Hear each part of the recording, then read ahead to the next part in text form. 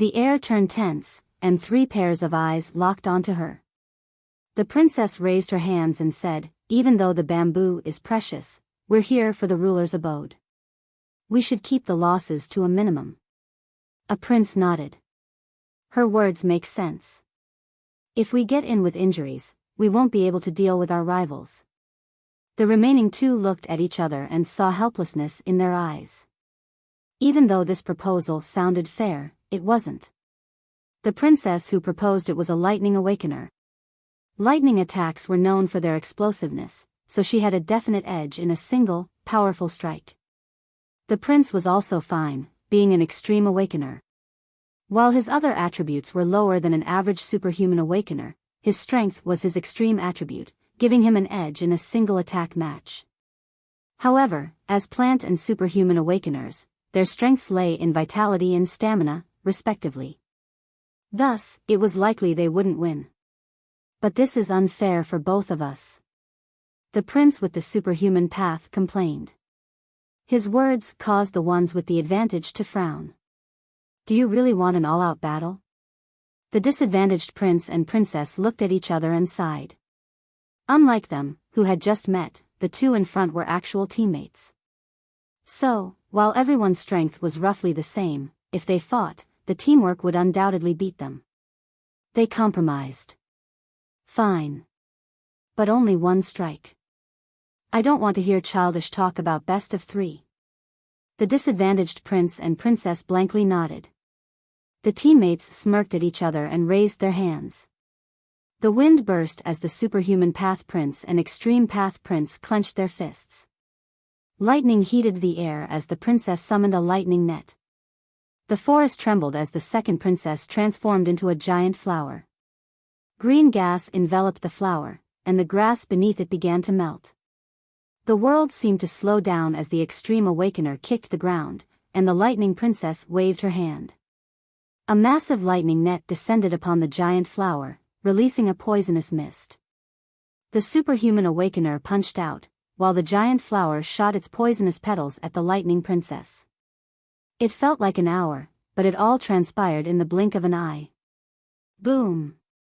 A burst of golden light enveloped the forest, and a powerful shockwave spread out, uprooting 30% of the bamboo. When the dust settled, the planty princess and the superhuman prince wore bitter expressions, while the other 2 appeared clearly overjoyed. As expected, those 2 fared better, and the bamboo would go to one of them. Far in the distance, Varian channeled his aura and tensed his muscles. Logically, the battle had ended, and the teammates would resolve their differences among themselves. They likely decided who would take the lightning bamboo. If Varian approached now, he would face 2 hostile peak level 7s. However, Varian was not worried. After observing the princes and princesses for the past few days, he understood one thing about them: they considered themselves the future pillars of humanity and could not tolerate unfairness, especially when directed at them. I need to time it right, Varian thought, pulling back his hands and clenching his fists. His spatial awareness locked onto the golden bamboo, and he began to channel his spatial power. His telekinetic force also formed an invisible yet sturdy barrier around his arms. When he attacked, this armor would dissolve into pure force, propelling his arms and giving him additional momentum. As Varian prepared, the silence of the bamboo forest was broken. "Now leave," the princess said with a smug smile. "What?" the superhuman prince repeated her words in a cold voice. "Are you going to renege on the battle conditions?" The extreme prince expressed contempt. "Conditions that are completely favorable to you?" the planty princess interjected. "You agreed to them, didn't you?" the princess crossed her arms and said with a haughty expression. "Then fine, we'll leave and let you take the bamboo," the superhuman prince said, and the princess's smile grew bigger. But his next words caused her to almost choke. "But when you exit the forest, we'll attack you." "You," the extreme prince raised his voice. "Me too. I can't promise I'll lay down poison traps for you when you walk out," the planty princess promised. As they stood in twos and stared at each other, literal sparks appeared between them. The lightning princess was on the verge of attacking, while the extreme prince knew that a long battle would likely end in their defeat. But he didn't want to give up now. So, he clenched his fists, just like his opponent, and stared at him. Whoosh! The four suddenly felt space fluctuating. But since they were on the verge of attacking, their reaction was a bit delayed. Moreover, they already knew how difficult it was to teleport accurately in this valley due to the psychic plants. So, on top of their slight delay, they were also unprepared for space awakeners. And that changed everything. Boom! Ki! Shwa! Bang! 2 lightning spears paralyzed the Planty Princess. 2 psychic attacks caused the superhuman and extreme path princes to freeze for a moment before they were bombarded by 2 lightning spears each. Finally, a slap in the face directly knocked out the lightning princess. Oopsie, Varian wanted to slap the prince, but since she was the fastest to react and was about to attack him, he slapped her instead. It wasn't a normal slap, it combined his physical strength with his macro-kinetic power. After a millisecond of sympathy, Varian gripped the lightning bamboo and waved at the 3. The 2 princes and the princesses were injured, caught off guard. But they quickly reacted and launched their all-out attacks on him. You! Stop! Son of a... Caught off guard by the lightning attack, their bodies were numb, and their movements slowed. Thus, just before their attacks reached him, Varian disappeared with a smirk, not before expressing his gratitude. Thank you very much. Arg!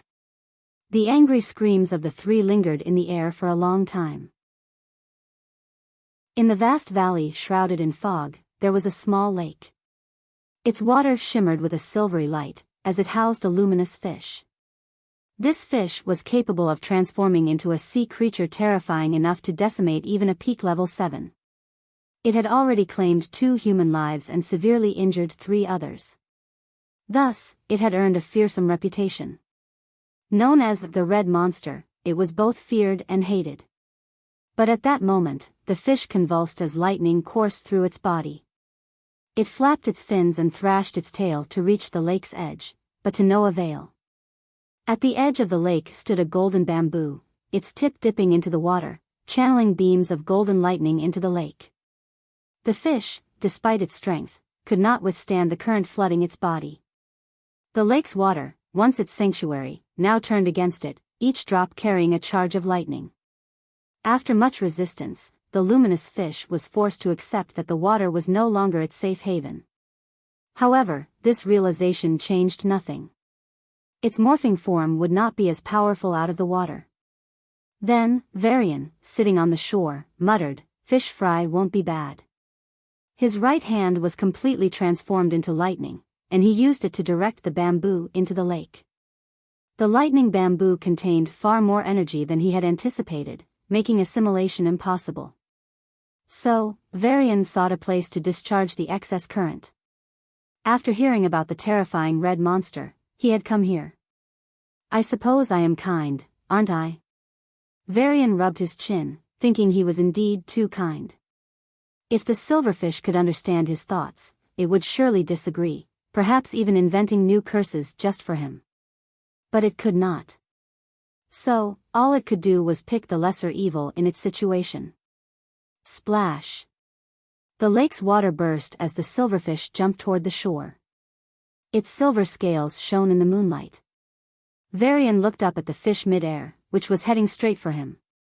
At first, it was a palm-sized fish, but in the next second, it grew to the size of a car. Varian opened his mouth in shock and rubbed his stomach. I guess I'll have enough for 3 days. Raw. The fish in mid-air was different. Instead of beautiful silvery scales, it had sharp red scales that shone. Without a chance to evade, a red light enveloped Varian.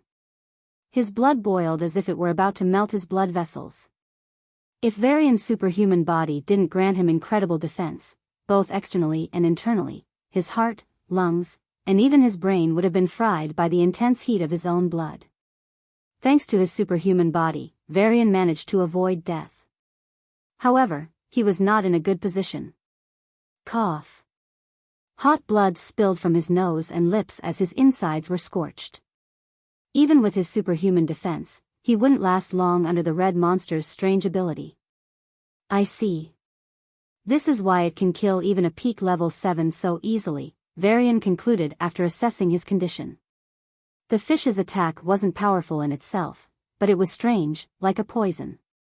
An unusual way of fighting. Unless you could crush it with absolute strength, there was little chance of winning against this creature with its strange ability.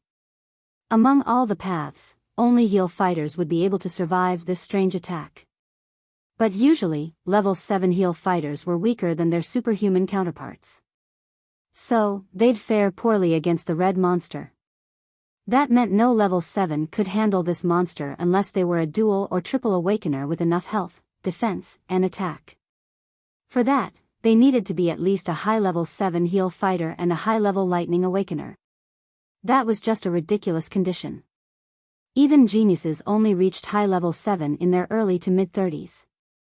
So, any dual awakener who reached high-level 7 in both paths would have spent an incredible amount of time on it. Such people wouldn't risk their lives for a monster they could avoid. No one can challenge this red monster. Varian looked at the monster that inched closer and closer to him. Standing under the moonlight on the shore of a lake, a giant fish in mid-air was just 10 feet away from him. It opened its mouth, revealing razor-like teeth. As it approached, the red light on Varian's body intensified, and blood started to splatter out of his skin. Blood spilled from his hands, feet, chest, and all over his body, like water leaking from a bottle riddled with holes. Raw. The blood in Varian's body gave one final roar, as if it were about to burst him open. "Heh," Varian smirked. With a single thought, the left side of his body transformed into plant form. The boiling blood instantly cooled, and the injuries quickly healed. Varian displayed healing abilities surpassing even a high-level 7 heel fighter. His blood on the left side was still affected, but not as intensely as on the right side. Then, he switched the transformation to his right side. As the right side's blood cooled, the left side's blood was agitated again. However, since it had been subdued once, it couldn't reach the same intensity easily. Varian alternated his planty form between right and left a few times until the fish reached him. The entire process took less than 2 seconds, but apart from heel fighters, no one could have survived those 2 seconds. Not only did Varian survive, but except for his low prana reserves, he was perfectly fine. Raw. The fish opened its mouth, and the blood in his body was agitated once again. This time, it tried to leave his body and enter the fish's mouth. Varian snickered and clenched his fist. A massive shockwave swept the lake, causing almost a third of its water to be blown away. Then, Varian's fist turned into pure lightning. Zzz. The air of the calm night shifted from freezing cold to scorching hot in an instant, and the sudden heating of the air caused an explosion, emptying the second third of the lake's water. An invisible force attached to Varian's arm, increasing the speed of his punch as he struck. Finally, just before his fist connected with the fish, Varian's eyes flashed, and the fish's eyes stagnated slightly. Its concentration was broken. Boom! It seemed like a simple punch, but when the red monster's eyes widened, its scales shattered under the lightning, and its skull broke due to the punch, enhanced by both physical and telekinetic strength. With a thud, the creature's battered body crashed into the lake. Varian rubbed his hands. Before absorbing the lightning bamboo, a small meal wouldn't hurt. But wouldn't other monsters be attracted if he set up a fire, cooked tender fish meat, and let the aroma spread? Varian's lips curled up as he reached for the fish. That was exactly what he wanted. In the dark night, illuminated only by moonlight, the bright fire in the distance stood out. The crackling of the flames was not loud, but in the silent forest, it echoed far and wide. The aroma of delicious meat wafted through the air for miles. The psychic plants were curious about the fool who dared to attempt such a thing. Within a few minutes, the fool would be surrounded by hordes of monsters and eaten alive. Still, they were curious. Although the two-legged creatures that entered the valley were often foolish, they shouldn't be this foolish. Thus, they extended their mental senses to find the fool. They discovered a young man sitting on a log, frying a large chunk of red meat. The psychic plants concluded he was stupid and were about to withdraw their mental senses when they noticed the red scales on the ground. The psychic plants, nearly a few miles away, shook violently, as if facing a storm. They scanned the location again with their mental senses. He was sitting beside the silver lake, near the red scales, frying red meat. It was clear now, this man was a monster. The psychic plants signaled to their stone men comrades. The stone men split into fist-sized stones and formed a protective layer around them. The stone barrier offered strong protection, but even then, the plants shivered. As psychic plants, they had some rational judgment. They knew that until that monster left, they wouldn't feel safe. Roar! But the other creatures weren't as rational. A group of white wolves, blood-sucking plants, and stone giants surrounded him. Varian sighed lightly. "You could have come for my meal," he said, standing up and stepping forward. A fierce aura emanated from him, and the 20-odd creatures facing him flinched. Their instincts suddenly sensed that something was wrong. This place was supposed to have a red monster. If that monster was missing, then... "I'll make it quick," Varian said, unsheathing his sword. A golden light flashed in the darkness, and the ground shook violently. Roars, screams, and shrieks echoed as blood splattered the lake. After exactly 15 minutes and 32 seconds, Varian sat on the log. His body bore several injuries, ranging from fourth-degree burns, bone fractures, to large chunks of missing flesh. But he didn't care. He scanned the surroundings and confirmed that there were no more monsters in the vicinity. "If I was forced to use this, I'd have retreated without hesitation," Varian said, looking at the brown metallic star in his palm and sighing in relief. It was the treasure he had obtained in the Azure Plains. Even though it looked simple and was extremely cold to the touch, it served as his backup. Since the highest limit of the Azure Plains reward was below celestial grade, Varian had acquired a treasure equivalent to sovereign grade. However, the treasure came with a significant limitation: it was a single-use item. Despite this, Varian still felt it was worth the effort. The description of the treasure echoed in his mind for the 13th time. Upon activation, a barrier will form around you and last for a minute, capable of withstanding attacks of any mortal rank. You can also adjust the barrier, but this will decrease its duration drastically. Any mortal attack included those from sovereigns, which was why Varian had taken the bold move to kill all the monsters. In the worst-case scenario, he could protect himself. Without this treasure, he would have proceeded with far more caution. Now, he could focus on improving his strength. Even if things became dangerous, he could activate the treasure and teleport away. Of course, Varian was unwilling to waste the treasure on level 7s. He decided to save it for situations where Lady Death would try to drag him away. "Now I can take the bamboos smoothly," Varian said, a cunning glint flashing in his eyes. The real reason for frying the fish was to attract the monsters in the vicinity. If they disturbed him while he was assimilating the bamboo, it would have affected his progress. So, Varian acted like a fool to fool the monsters. "This doesn't taste so bad," Varian took a bite. In fact, his cooking was excellent and was improving each day. As he regained more memories, Varian's standards for taste also rose, thanks to her. In one of the recent memories he recovered, Sia had to go on a school trip for 2 whole weeks. Before she left, she taught him how to cook. It was hard, and she nagged him a lot. In the end, Varian earned a passing grade from her. "Not bad," was her highest compliment. But Varian agreed with her. Compared to her cooking, his was incomparable. However, he still cooked now and then because Sia said, even though, from a purely cooking standpoint, it's so-so, personally, I love it. So, every time he made something, he'd give her the first portion. Just like now. "Sia, how do you think this tastes?" Varian froze, looking at his hand that was holding out a piece of meat to empty air. The fire went out, and the light in his eyes dimmed. As the fog thickened, the moonlight couldn't reach the valley anymore. In the silent darkness, Varian remained still for a few minutes. His eyes flickered with intense emotions before he closed them. Then, without another word, he took out the lightning bamboo and began absorbing it, starting with the roots. His arms turned into branches and connected with the bamboo's roots. The roots shone with a green light as prana flooded Varian's body.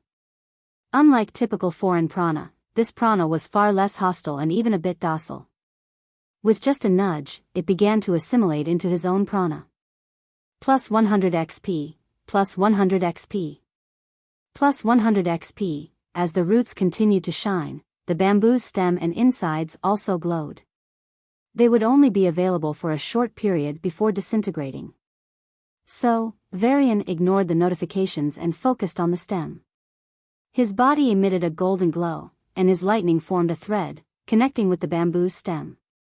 Lightning snakes coiled around the bamboo, slithering along the lightning thread and reaching Varian. A surge of lightning mana followed. Then, he focused on the insides of the bamboo. His chi flowed into the bamboo, bringing its solidified chi into his body. This was the easiest to digest. Green, golden, and red lights shone in the darkness for a few minutes before disappearing. Varian opened his eyes and exhaled deeply. Over the past few days, he had several fights, but none were life-threatening. Thus, his growth wasn't really spectacular. Ironically, being in less dangerous situations stunted his growth. To think Lady Death didn't smile upon me. Varian looked at the sky with grudging eyes. He really shouldn't have asked. But he didn't know then. Forget it, with the bamboo, I hope my progress isn't too bad. Varian held his breath and muttered. Status. Superhuman level 7, 2k/10k, plus 600 XP, space level 7, 1k/10k lightning level 7, 1.5k/10k, plus 600 XP, planty level 7, 2k/10k, plus 600 XP, psychic level 7, 2k/10k, plus 500 XP, macrokinetic level 7, 1.5k/10k water level 7, 1k/10k. Even though he was expecting it, Varian was a bit surprised. The progress these days wasn't enough for him, but his standards were a bit too high. I am still approaching mid-level 7 in the superhuman and planty paths, he thought. However, he still had a distance to go. Extrapolating from the previous levels, the division of sublevels was roughly as follows. Low level 7, 0 to 3,300. Mid-level 7, 3,301 to 6,600. High level 7, 6,601 to 9,900. Peak level 7, greater than 9,900. Of course, at higher levels, peak level 7s would have varying strengths depending on how far they had progressed in solving the level 8 bottleneck. But that was a different issue altogether. But they can't come here, Varian sighed in relief. It was the consequence of a bizarre condition. Those who started breaking through a bottleneck would be considered the next level by the ruler's abode. So, a peak level 7 who managed to move their bottleneck a bit would be considered a level 8. This meant they would have to travel through the valley specified for level 8s. It's too dangerous, Varian took a breath to calm the heavy feeling in his chest. Even though he downplayed it, the pressure that had been exerted on him from the moment he entered the valley was far from insignificant. If a level 8 faced such pressure, they wouldn't even be able to make it through the valley. Stupid restriction. While he benefited from it, Varian thought it made no sense. Unexpectedly, someone defended Devis' actions. To Devis, once you hit the bottleneck at these levels, you're immediately sent to advance. Unlike humans, Devis have excellent resources and can reach the next level quickly. To put it into perspective, even if a peak level 8 Devis entered the level 9 valley, by the time they came out, they would have reached level 9. What the? Varian was speechless. These guys were really ridiculous. Was this what a higher civilization was like, or was it just Devis? Abyssals used to be in the same range as Devis. The thought sent chills down his spine. Clearly, Devis were far more advanced than Abyssals. But the two civilizations seemed comparable. As for humanity, it was still taking baby steps. If he had to compare, the abyssal race was like a young boy, and the Devis race was like a powerful adult. The human race was, still a baby. To screw them over, who or what are you, dear system? Varian asked without any expectations. The stoic system remained silent, and Varian thought it was going to stay muted, but then it replied, Host, even though the system ended the Devis, the major reason isn't the system. If they were the same as they were in the past, even the system would have been helpless. For the first time, Varian heard such a low tone from the system. It reminded him of his own voice when he despaired for his future. Varian's eyes shook violently, but he didn't ask any more. If things had stayed the same as in the past, even the seemingly omnipotent system would have been helpless. This realization gave him two shocks. First, the Devis before the incident were strong enough to handle the system. Second, these powerful Devis had declined because of someone or something. Either revelation was beyond his ability to comprehend, much less deal with. Now that I look at it, abyssals are kinda cute. Varian coughed lightly. As the day was about to end, Varian jumped into a lake and sat cross-legged at the bottom. Closing his eyes, his mental power reached the white fog of his memory palace. Today was the final session of fog removal. Once he finished, the status bar changed, memory fog, 48% remaining. The memory started to flash in Varian's mind. He had already recovered all the memories from 1 week before his birthday. This only increased his urge to see Sia. Still, the memory fog was peculiar. An disproportionate amount of fog covered a few days of his memory. Why was this so? Under his sigh, the world flashed white. And the victor of the match is. Varian ignored the announcements and rushed to the infirmary in the stadium. Flashing his temporary ID, which showed he was Sia's family, the glass door slid open, and he entered. Running down the long corridor, he glanced at the names lit up at the top of the rooms on either side before stopping at the 6th room to the right. He barged in and saw the unconscious girl on the bed. The weight on his chest lifted, and he dragged a chair to sit beside the bed. Her pale face was a stark contrast to how she appeared at the end of the match, bathed in blood.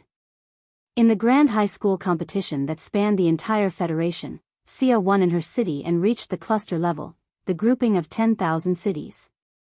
If she won here, she would have reached the planetary level and fought to win a spot among the top Earth geniuses. But, it's alright, Varian softly brushed her hair behind her ear and sighed. She lost. Sia was still a second-year high school student, compared to the third-year students. Despite that, she fought hard. If it weren't for her bad luck in encountering a peak level 2 genius, she might have had a chance of victory. When Sia's match ended, Varian nearly froze in shock. Sia was riddled with injuries. Her white combat dress was dyed red with blood, and she eventually fainted. Even though Varian had seen himself in a similar state too many times, it was his first time seeing her like that. His heart ached, and he panicked like a headless chicken. Only when he saw Sia safely sleeping did he sigh in relief. Now, observing her, why were her brows furrowed, and why did she have that scared expression on her face? Varian fell into contemplation. Idiot. Varian saw Sia, still pale, staring at him. Her golden eyes were filled with pride as she repeated, idiot. What the? Varian was dumbfounded by her reaction.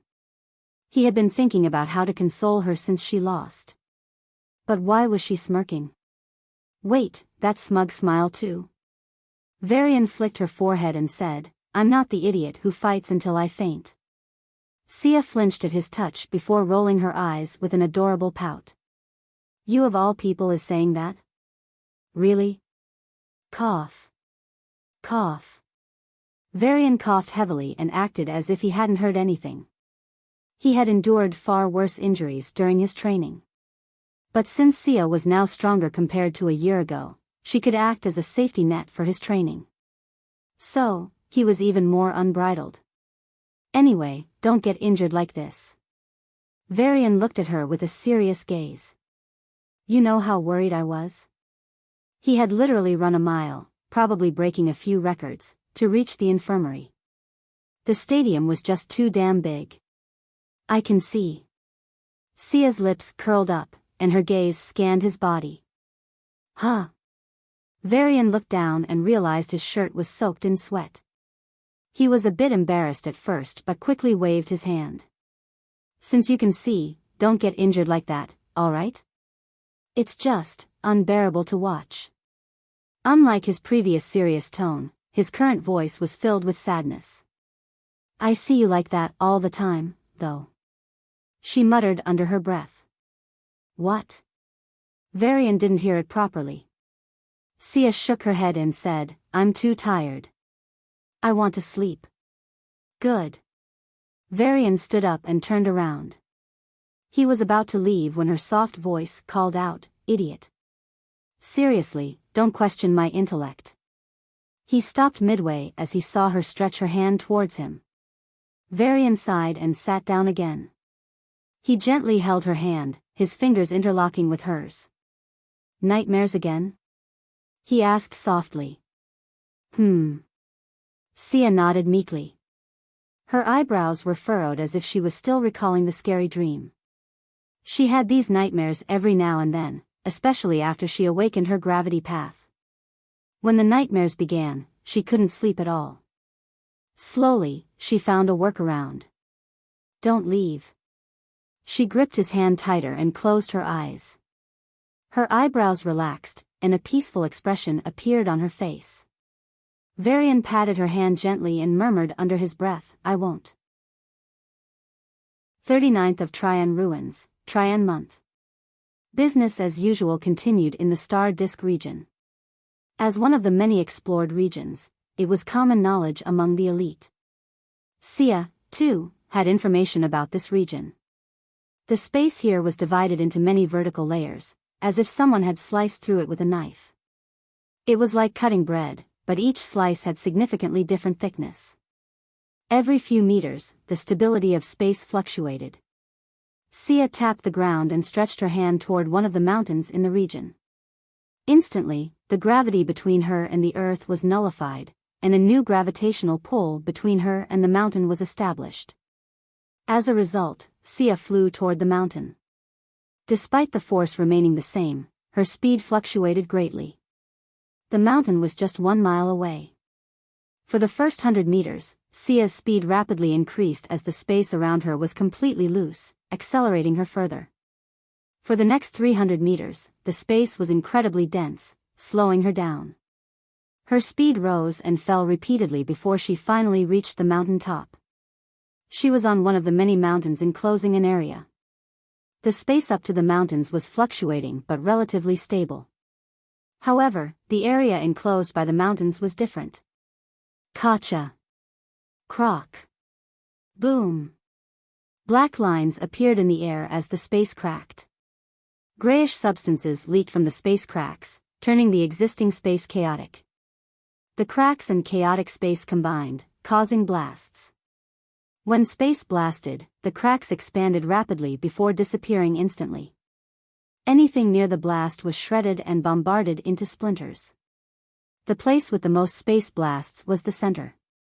At the center was a black crystal, comparable in size to a 3-story house. It looked like an ice crystal growing out in an Arctic region, except it was pitch black. Space Jade. Sia recalled the name of the item and narrowed her eyes. Space Jade was an excellent item for improving one's spatial affinity. It not only enhanced one's connection to space but also directly improved one's spatial body, thus enabling rapid progress. However, it was very dangerous. The closer you got to the Space Jade, the more space blasts you would encounter. If someone tried to take the whole thing away, even level 9s could be sliced to pieces by the space cracks. The only viable solution was to break off a piece of the jade and take that. Greed would lead to death, for once the Space Jade sensed the loss of a part of itself, it would fiercely retaliate. How troublesome, Sia thought. Unlike the other regions she had visited, this place had no visitors. Even space awakeners who wished to try their luck would only meditate at the periphery. Even for a strong level 8, reaching the space jade was dangerous. Sia had the confidence to reach the space jade and pluck a piece, but she wasn't so sure about returning unscathed. It looks like I can only ask, she sighed. Her original plan was to do it herself, but after everything she had been through, Sia accepted that sometimes she needed help. Closing her eyes, Sia delved deep within herself. A card lay in silence. Enigma. Infusing aura into the card, Sia thought. A silver light flashed in the region. The next thing Sia knew, Enigma was grabbing for the space jade. Sia felt exhausted, and her eyelids drooped. She fell into a deep sleep, and a memory flashed in her mind. Dean, why did you call me? Sia, in her defensive academy uniform, stared at the scar-faced man. Her tone was respectful and polite. After recognizing her talents, Evander had, in fact, helped her a lot. Whether it was providing resources, arranging good teachers, or sharing information about new missions, he supported her. I want to see someone who can end the war, he told her.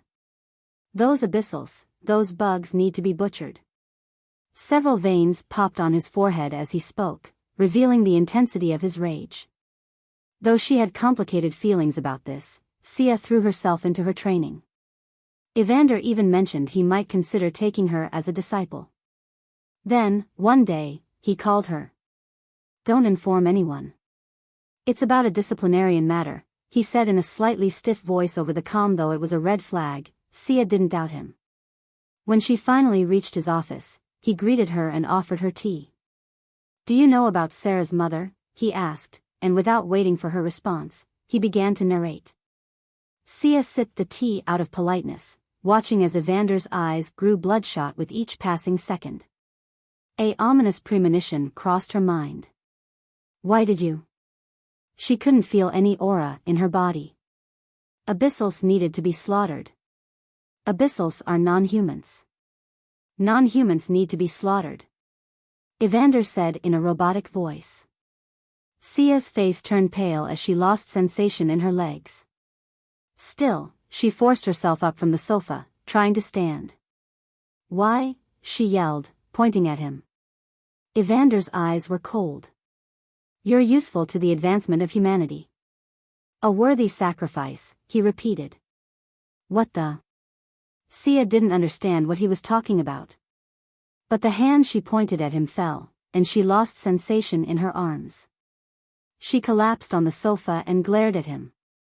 Sarah's father, is this your honor? Kidnapping a first-year cadet?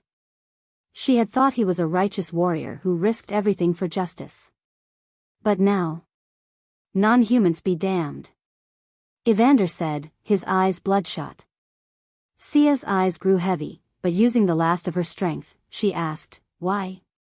Why betray? Why commit such a despicable act? Evander's bloodshot eyes froze for a moment, as if he was struggling. Then, he spat, revenge. Hearing those words, Sia lost consciousness. So, she didn't see the tears of blood dripping from Evander's eyes. 40th, Trian month, Trian ruins. In the valley of level 7S, an unexpected event unfolded. Hey, STO, MFF. You.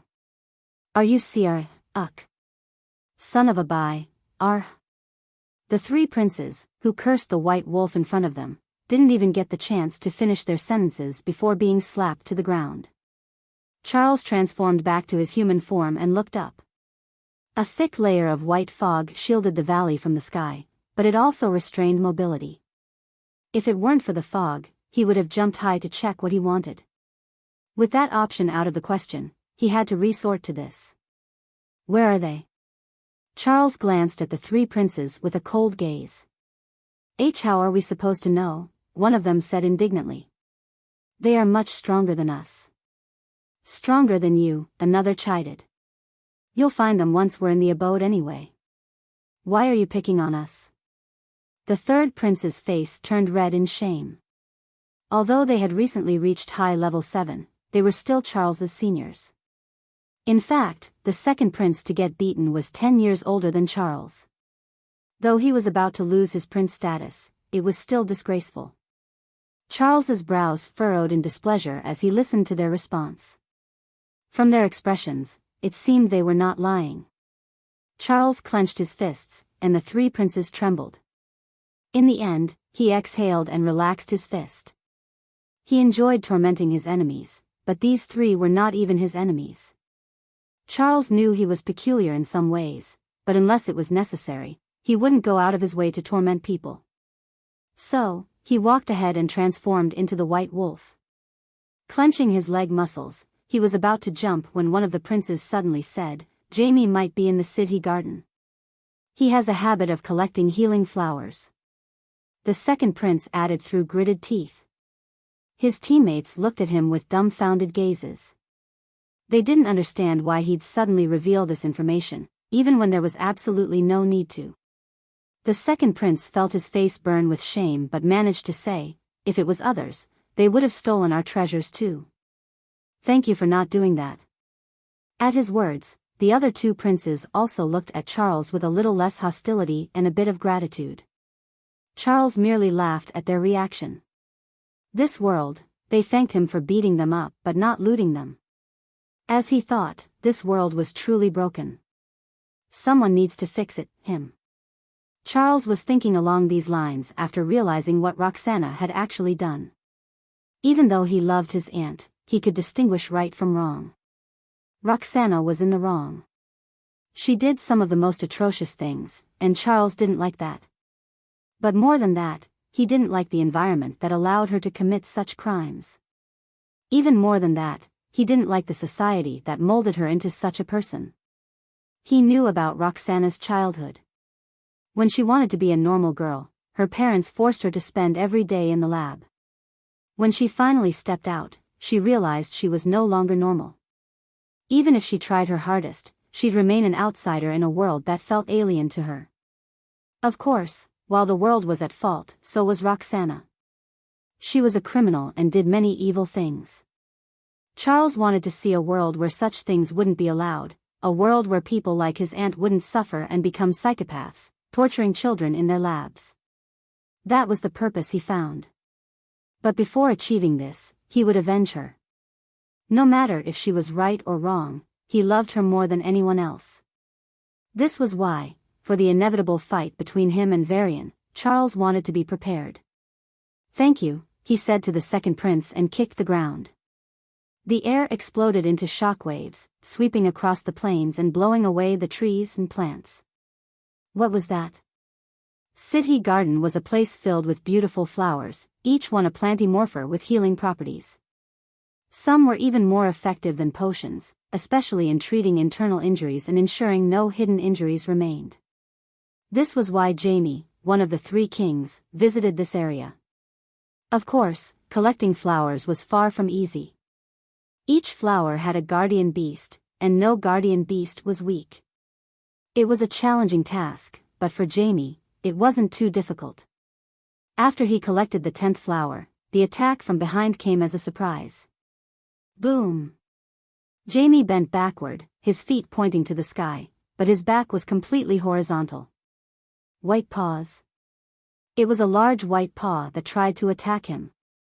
When it realized he had dodged, the white paw slapped down, aiming for Jamie's chest. Jamie clenched his fist and punched.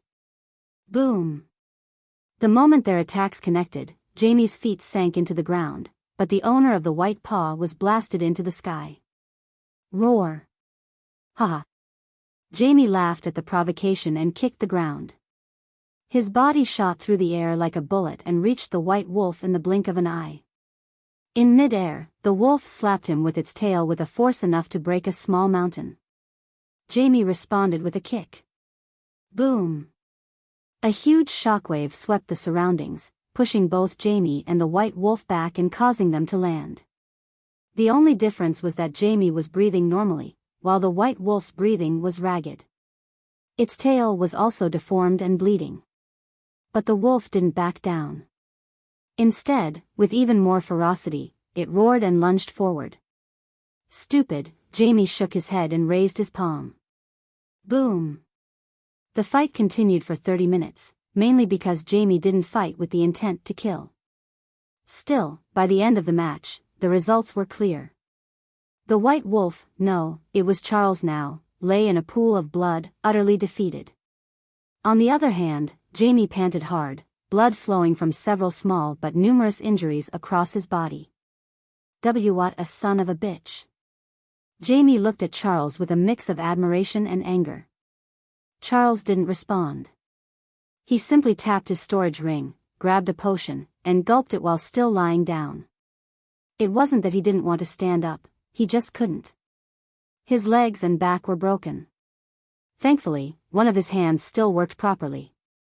Charles, I know what you want, but I advise you to give up. 41st of Trian month, Trian ruins. Dream Garden. It was one of the notorious places in the ruins, not because the experience was unpleasant, but because it was so realistically present that you might give up on reality itself. Sia researched this place quite a bit. Dream Garden was about the size of 3 soccer fields and was filled with flowers that had sky blue petals and white stems. The flowers always gave off a pleasant smell that soothed the nerves and calmed the mind. Anxieties, tensions, and worries, every negative emotion would be washed away once you stepped into this place. But then, happy birthday to you. Hey, Sia. Varian and I planned your birthday. Looking at Varian and Sarah shouting happy birthday, with big smiles on their faces, Sia thought back to how it led to this. As usual, she attended the second-year classes after having breakfast with first-year Varian. His 17th birthday went smoothly, and he went to the dungeon shortly afterward. He awakened and showed tremendous talent. So, while Sia joined the academy, he trained and improved at a ridiculous speed. While Sia met and became friends with Sarah, Varian reached level 3 in just 1 year. The next year, he also joined the academy.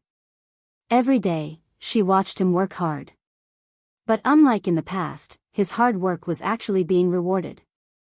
He was growing stronger and stronger.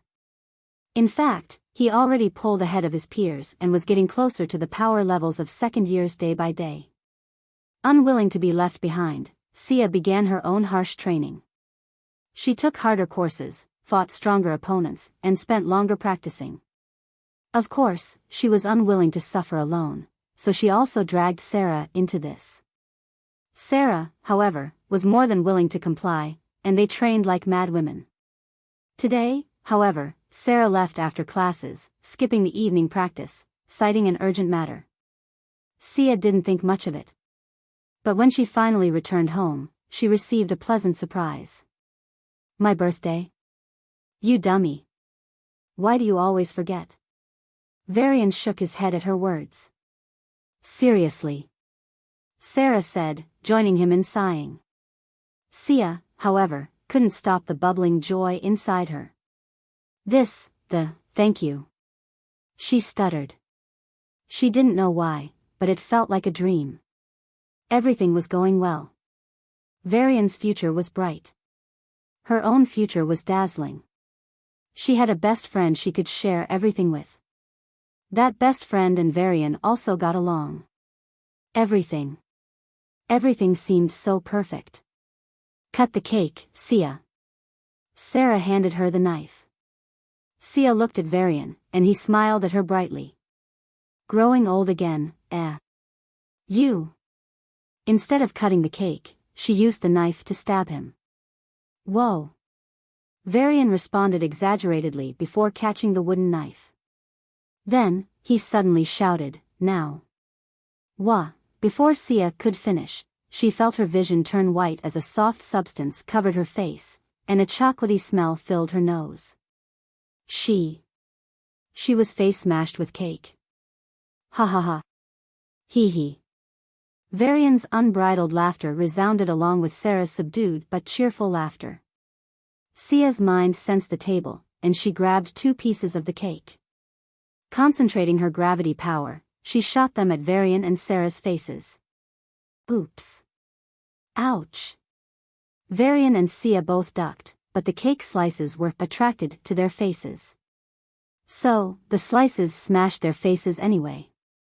Cheating. Yes. You used your powers. The two confronted her shamelessly after ganging up on her. Really? Sia said, grabbing another cake slice. Really? Varian and Sarah also held one in their hands. Whoosh! Cake flew in the air, and the night was filled with laughter. Ha! Sia woke up with a gasp, finding herself surrounded by sky-blue flowers. Varian! Sarah, her shout stopped abruptly, and she collapsed to the ground. Sia covered her face, and her shoulders shook violently. Why? She questioned her own sanity for coming to this place. Indeed, Dream Garden was a place filled with psychic plants that showed you the dream life you always wanted. It was so realistic that you couldn't tell the difference from reality. That's why some people remained in the Dream Garden every year, leaving behind their real lives to live in a simulation of a dream, a what-if scenario. It wasn't because they were weak-willed, but because they'd seen too much tragedy. At some point in their lives, everyone would think, what if I did this or didn't do that? Would my life be better? Would I have hurt those people less? Would I be happier? The regrets of the past were perhaps the biggest reasons for such actions. If given a second chance, people would take it without hesitation, wanting to undo their regrets. The bigger the regret, the higher the chance of getting trapped in this place. Despite knowing this, Sia entered the place. It was a big risk. The only reason she was able to escape the illusion was her psychic powers. I can't change the past, Sia muttered to herself and stood up. But witnessing how joyful her life could have been was depressing. It was as if she was the sole reason that life didn't come to fruition. If she had done things differently, perhaps the three of them would have been happy. She wouldn't have to go through so much pain. Sarah wouldn't have to drop out and face threats from Julius. Varian wouldn't have to suffer a year of crippling depression and the endless, life-threatening situations that followed. Perhaps it was her fault. Perhaps. Sia shook her head and decided not to think about it any longer. She came here with a purpose. Mind flower. Sia's mind scanned the garden and found a particular flower. The petals of this flower were dark blue instead of sky blue. It was a special flower that assisted mind awakeners, both psychics and telekinetics. Sia waved her hand, and the flower floated into her palm. With this, everything is in place. Sia stored the flower in her storage ring and nodded to herself. She had a good gift to give him once they met. I should go too. Sia's figure flashed, and she headed toward the valleys. She collected a thunder fruit, an ice orb, tempering liquids in red and blue, a space jade, and a mind flower. These items corresponded to the lightning path, water path, body path, planty path, space path, psychic path, and telekinetic path. She wanted to give these to him. The only question was when. 42nd day of Trian month, Trian ruins. In a scorched land where a lush forest once stood, a fierce battle was taking place. Charles's 10 members moved with great coordination. Among the strongest in level 8, they were capable of defeating a good portion of the so-called geniuses head-on. But now, they were forced to move together. You fucking dogs. A loud roar reverberated like the explosion of a volcano, and the next moment, the world was dyed red. A giant red bird appeared in the sky, bathed in flames. Victor Karen. Hearing his name, the man in the form of the beast looked down at the ground with intense battle intent.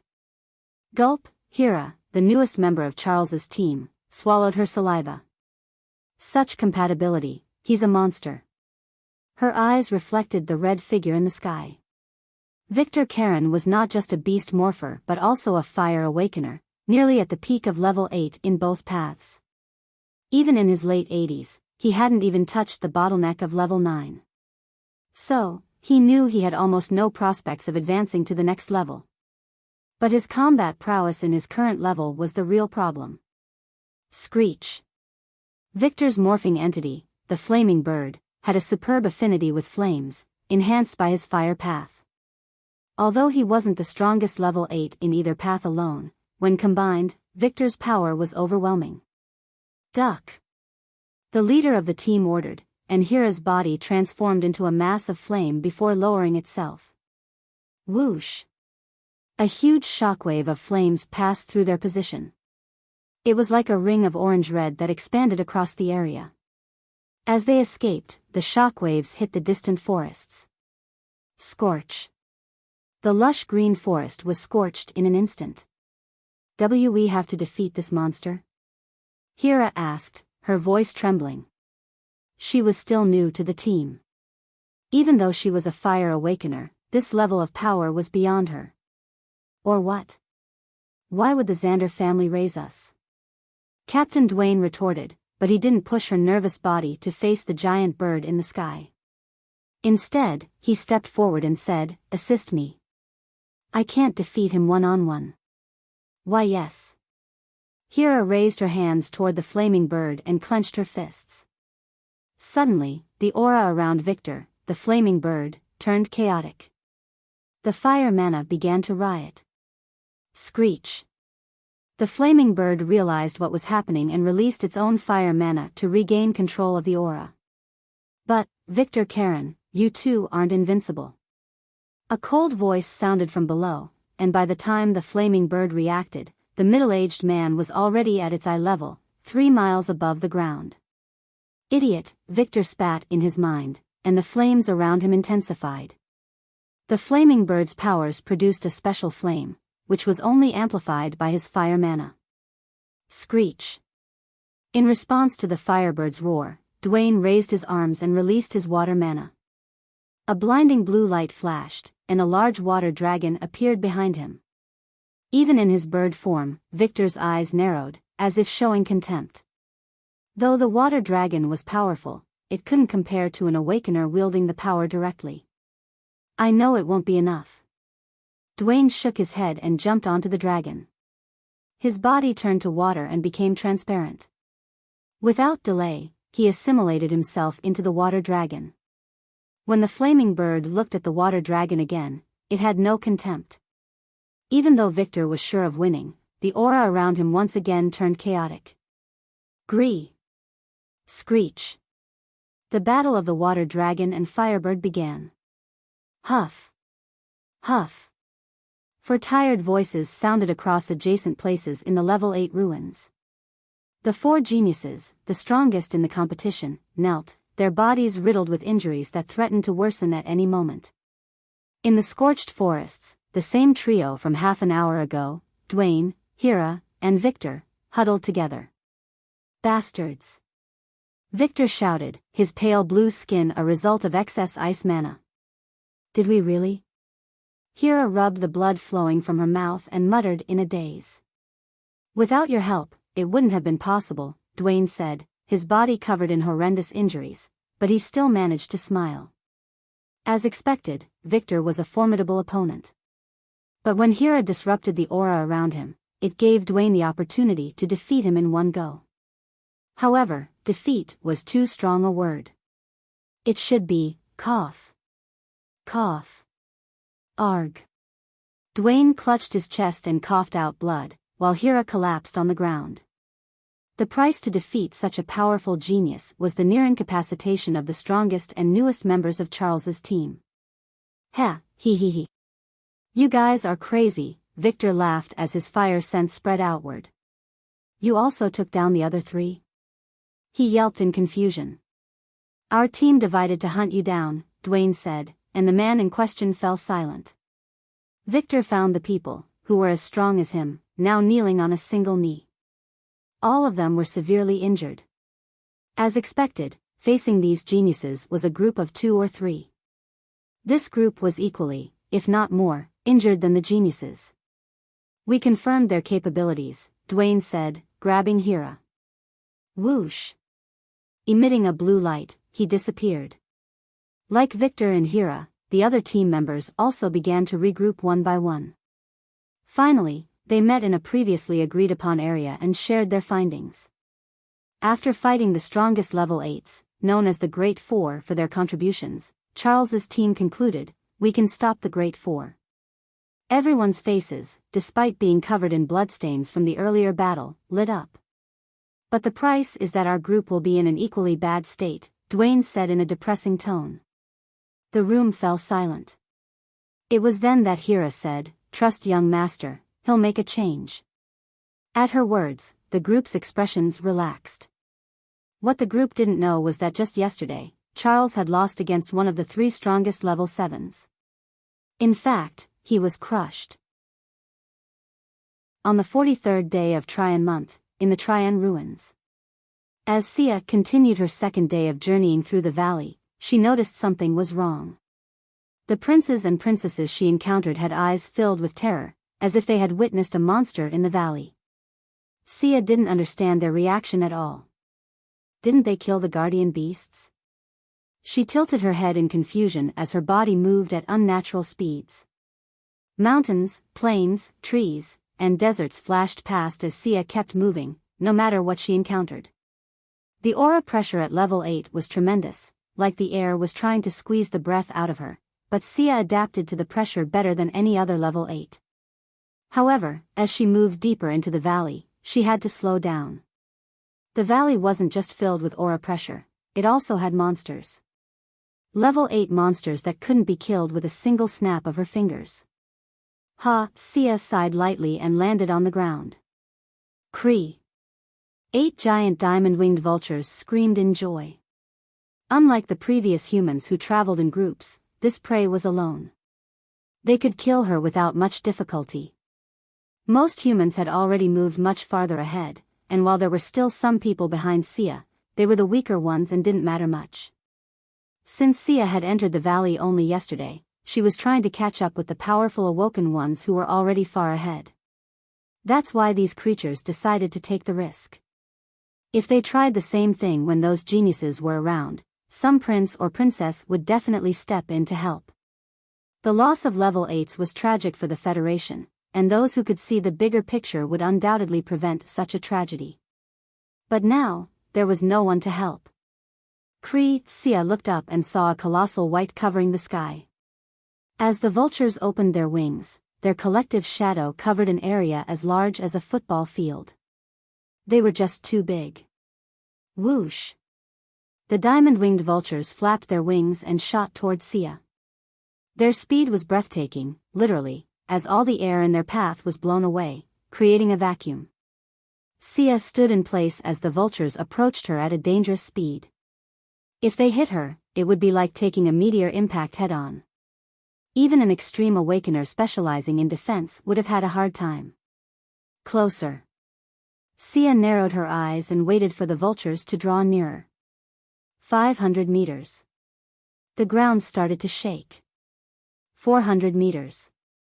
Spider-web-like cracks began to spread from her. 300 meters. The ground started to cave in as if smashed with a giant hammer. 200 meters.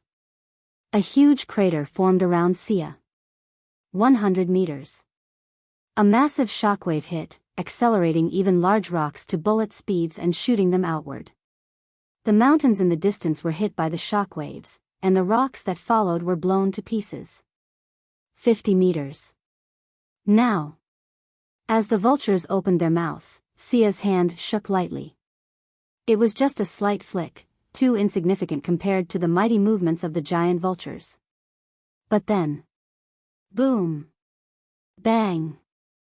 The vultures flying towards Sia were suddenly pulled toward each other. With panicking roars, they tried to stop, but their speed was too high, and it wasn't something they could control in a moment. Their original plan was to attack Sia together. Since she would resist, the vultures knew most of them would be deflected, but the remaining 1 or 2 would finish her off. At least, that was the plan. But now. Whoosh. Whoosh. The 8 vultures collided just 50 meters above Sia at an enormous speed. Boom. The mountain ranges in the area shook violently, and a huge crater a dozen miles wide was formed. Dust filled the air and rose high.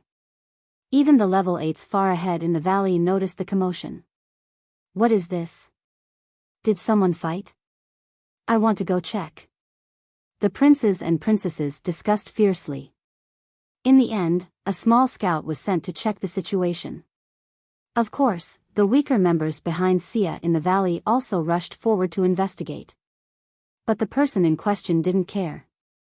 Without waiting, her figure flashed through the dust.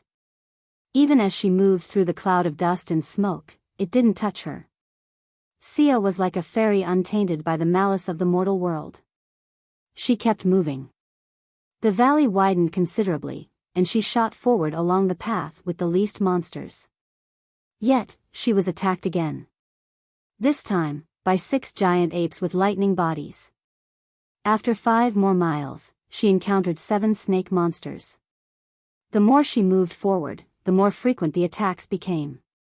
Sia tried to ignore the reason why she was attacked. But as she fought the 10th group of monsters, she accidentally admitted it to herself. Alone. As the day inched closer to its end, the point was proven again and again. Since she was alone, the monsters picked on her, thinking she was easier prey. In the experience of these creatures, groups were always harder to hunt. I didn't want to be alone. Sia looked at her bloodied hands and muttered. Her voice was further subdued as she spoke in a soft tone, almost as if she was praying. I never wanted to be alone. Only the rustling wind responded to her words. Sia stood alone in the vast valley and sighed. Before she knew it, night had fallen. Crack. Crack. The crackling of the flames was the only sound in the lonely night. The light of the fire shone on her face and reflected in her eyes.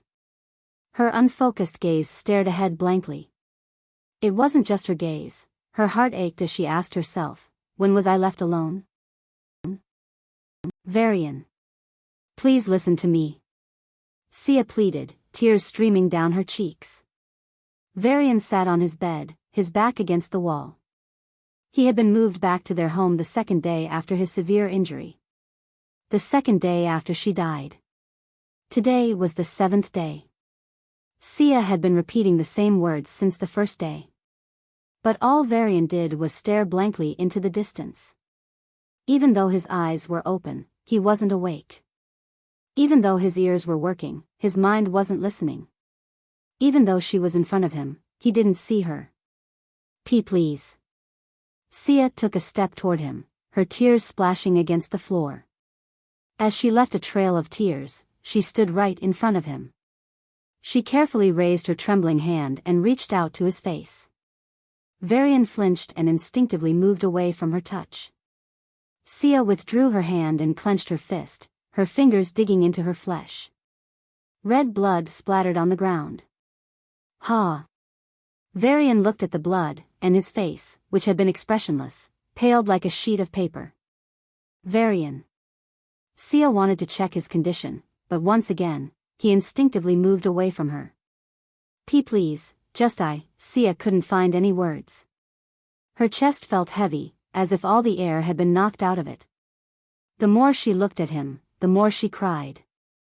Grief enveloped her as she witnessed her family's collapse. Varian. He didn't respond to her.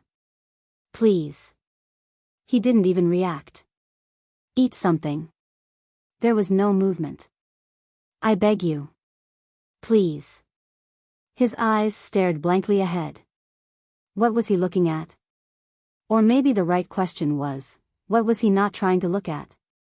Sia bit her lips so hard that she bled, but she tried one last time with the reasoning that always worked. If you don't eat, you can't train. Ah. Varian stood up as if he was suddenly shocked, then looked around again. It was as if he had just woken up. Sia's eyes lit up, and she was about to call him when he said in a grim tone, Train, why do I need to train? His face had a blank expression, but the corners of his eyes were red. Sia's heart grew heavy at his words.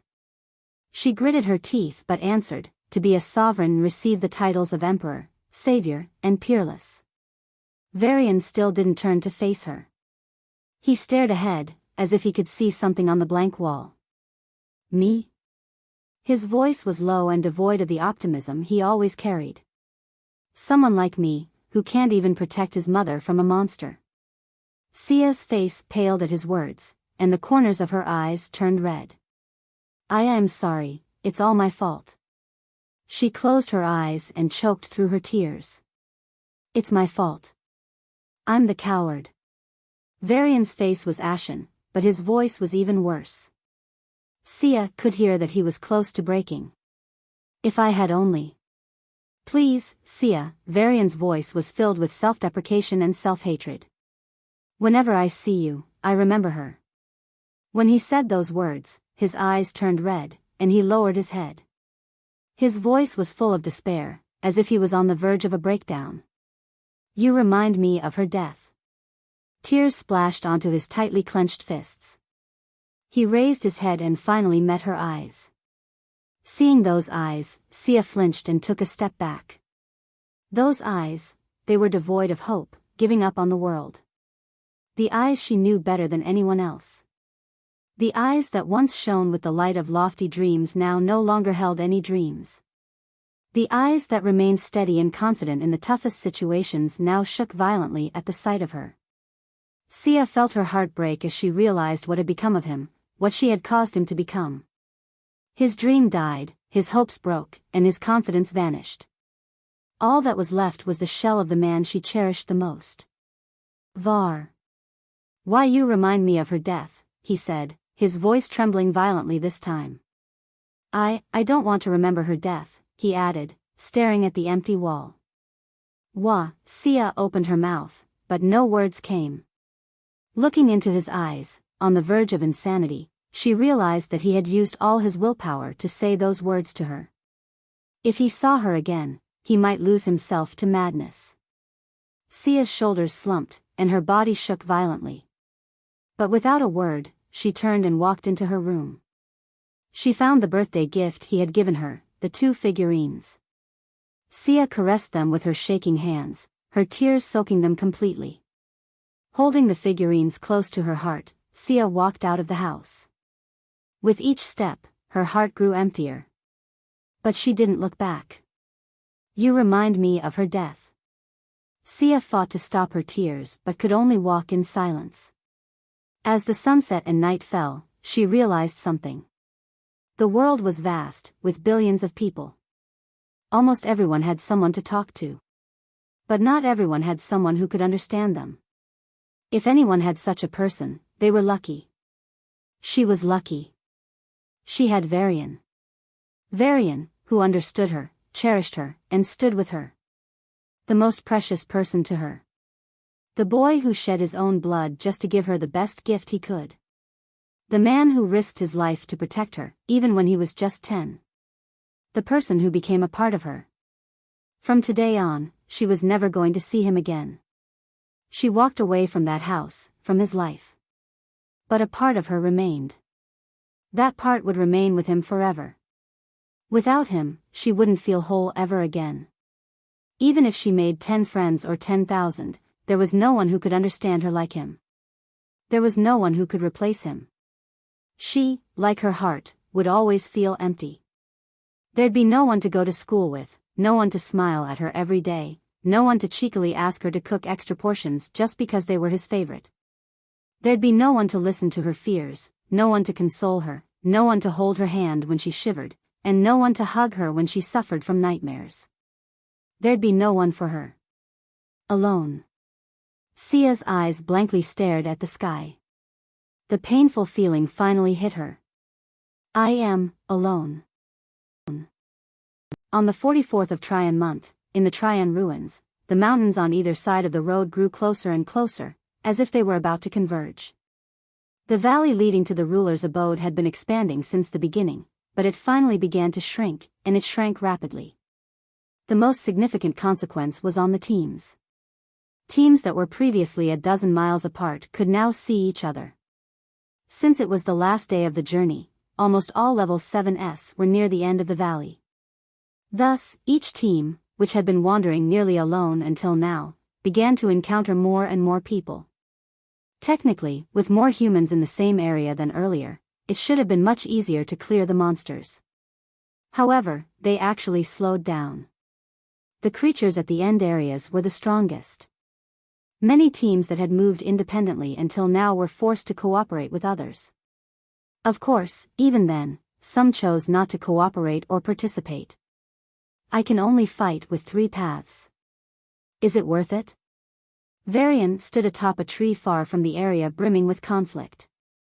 Just 30 miles ahead, almost 100 level 7 awakeners were battling dangerous monsters. Among the numerous monsters, 3 stood out: a humanoid giant with a bull's head, a 30-meter tree that had devoured humans and created plants that filled the air with poisonous white gas, and a 12-headed snake monster that seemed like a nightmare. I don't like snakes, Varian griped a tree branch, his eyes narrowing. Even Varian felt goosebumps when he saw the black-scaled creature with 12 heads. It was just too ugly. As a result, it received the most attacks. Fire dragons, ice spears, lightning bombs, and earthen walls filled the sky as the monsters were bombarded mercilessly. Space was chaotic as it broke and exploded across the monsters. The gravity in some areas was strong enough to crush a mountain into a small rock. Of course, the most common confrontation was fist to fist. Whether superhuman, extreme, heel fighters, or shifters, they fought like men possessed.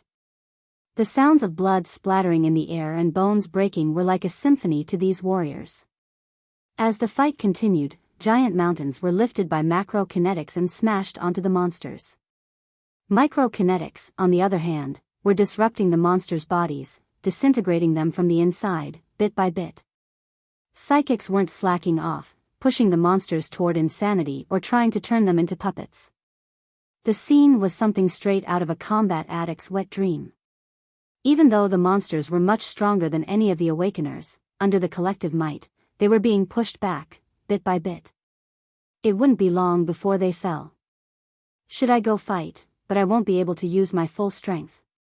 As a combat lover, Varian felt an irresistible urge to join the fray. His body was literally screaming at him to fight. Fuck. Even if I can't fight at full strength, I'll fight with 3 paths. On one hand, I can improve, and on the other. His eyes glittered. I can have a good fight. So, on the tree branch, Varian knelt on one knee and prepared to jump. Just as he was about to take off, his body stiffened, and he turned around abruptly. Roar! A white dot appeared in the distance and leaped high. In the blink of an eye, it was only 30 miles away from Varian. In the next minute, it was just 3 miles in front of him. It was a large white wolf. With green eyes and soft white fur, the wolf looked both elegant and noble. However, it exuded a dangerous aura. For some reason, Varian felt a creeping unease watching the wolf. Without hesitation, he quickly used the system's ability. Charles Xander. High level 7. Pure beast morpher. Varian's eyes widened in surprise. The wolf glanced at the tree for a moment before kicking the ground and leaping. The next moment, it was already battling the monsters. Fucking hell. Varian cursed. How did this guy reach high level 7? It was absurd. Then, Varian's face stiffened. Unless he found something like ambrosia or its equivalent. This was the Trian Ruins, after all, a place brimming with treasures capable of elevating even level 7s to level 9s without a hitch. But these treasures have a problem, Varian's brows furrowed.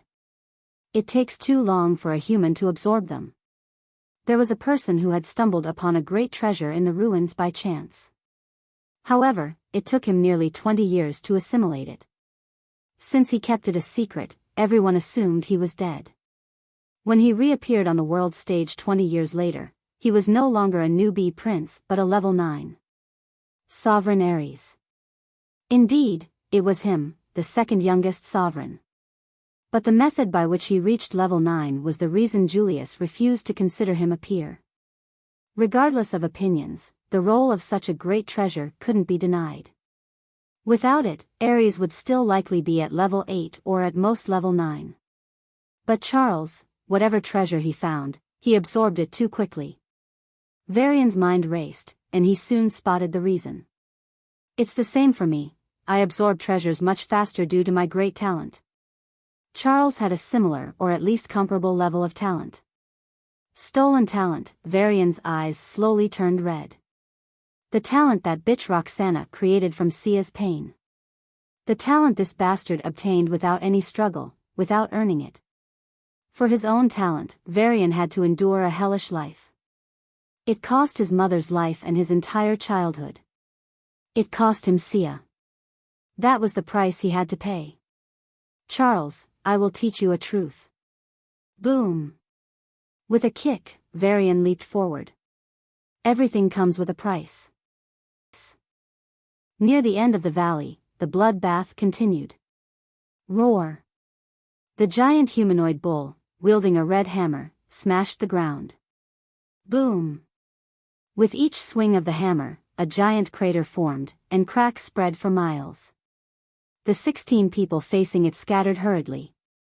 But one woman didn't. She raised her hand and swung it as if slashing a knife. Whoosh! A giant fire knife appeared in the blink of an eye and clashed with the giant hammer. Princess Nora. Only she has this strength. She even slew the guardian beast. Praises came from the crowd. Let's join her. Yes. Soon, the 15 joined her in the hunt. Just 10 miles away stood a giant tree with countless vines. As it stretched its vines outward, some turned as thin as a thread, while others grew as thick as tree trunks. These vines slapped even the most extreme defense awakeners, causing them to cough blood. Then, they absorbed the blood and flesh, and sometimes the entire body, and shot out seeds. These seeds sprouted and grew into large plants in the blink of an eye. The plants began to release a poisonous white mist. Consequently, a white fog enveloped the 5 miles surrounding the giant tree and continued to spread outward. The poison not only had an offensive function but also a peculiar defense. It blocked fire, water, earth, and lightning. Even space and gravity couldn't control it. Charge. Coordinate your attacks. We need to make a way through the fog. The 11 people fighting the tree struggled. To slay the tree, they needed to break through the poisonous white fog it created around itself. But it was too hard. At that moment. Boom. The air exploded as if someone had detonated 100 bombs in an instant. An invisible force pierced through the white fog like a knife slicing through water. Swish. The white fog was pushed aside when the force touched it, but the next moment, it regrouped. However, the current situation shocked everyone. What's that? Is it Prince Curtis? I thought he already left. Right then, a calm voice sounded in the field. Everyone, follow me when I clear the fog and enter. Once you get in, end the tree. But be aware, if you can't follow right after me, the fog will regroup, and you'll face the poison directly. Hearing his words, the group of 11 nodded fervently. We can do it. I am a superhuman awakener. That much is nothing. Let's go. As the white fog cleared, the awakeners used that short window of time to barge in. Hiss. 30 miles away, the 12-headed snake hissed at the 30 humans below it. Due to its enormous body, it was nearly 30 meters above the ground, and the humans looked like nothing more than dots. Each time one of the snakeheads opened its mouth, it spat out either fire, water, lightning, or poison. However, each snakehead had only one power. At first, the 30 humans facing it were perplexed by its many powers.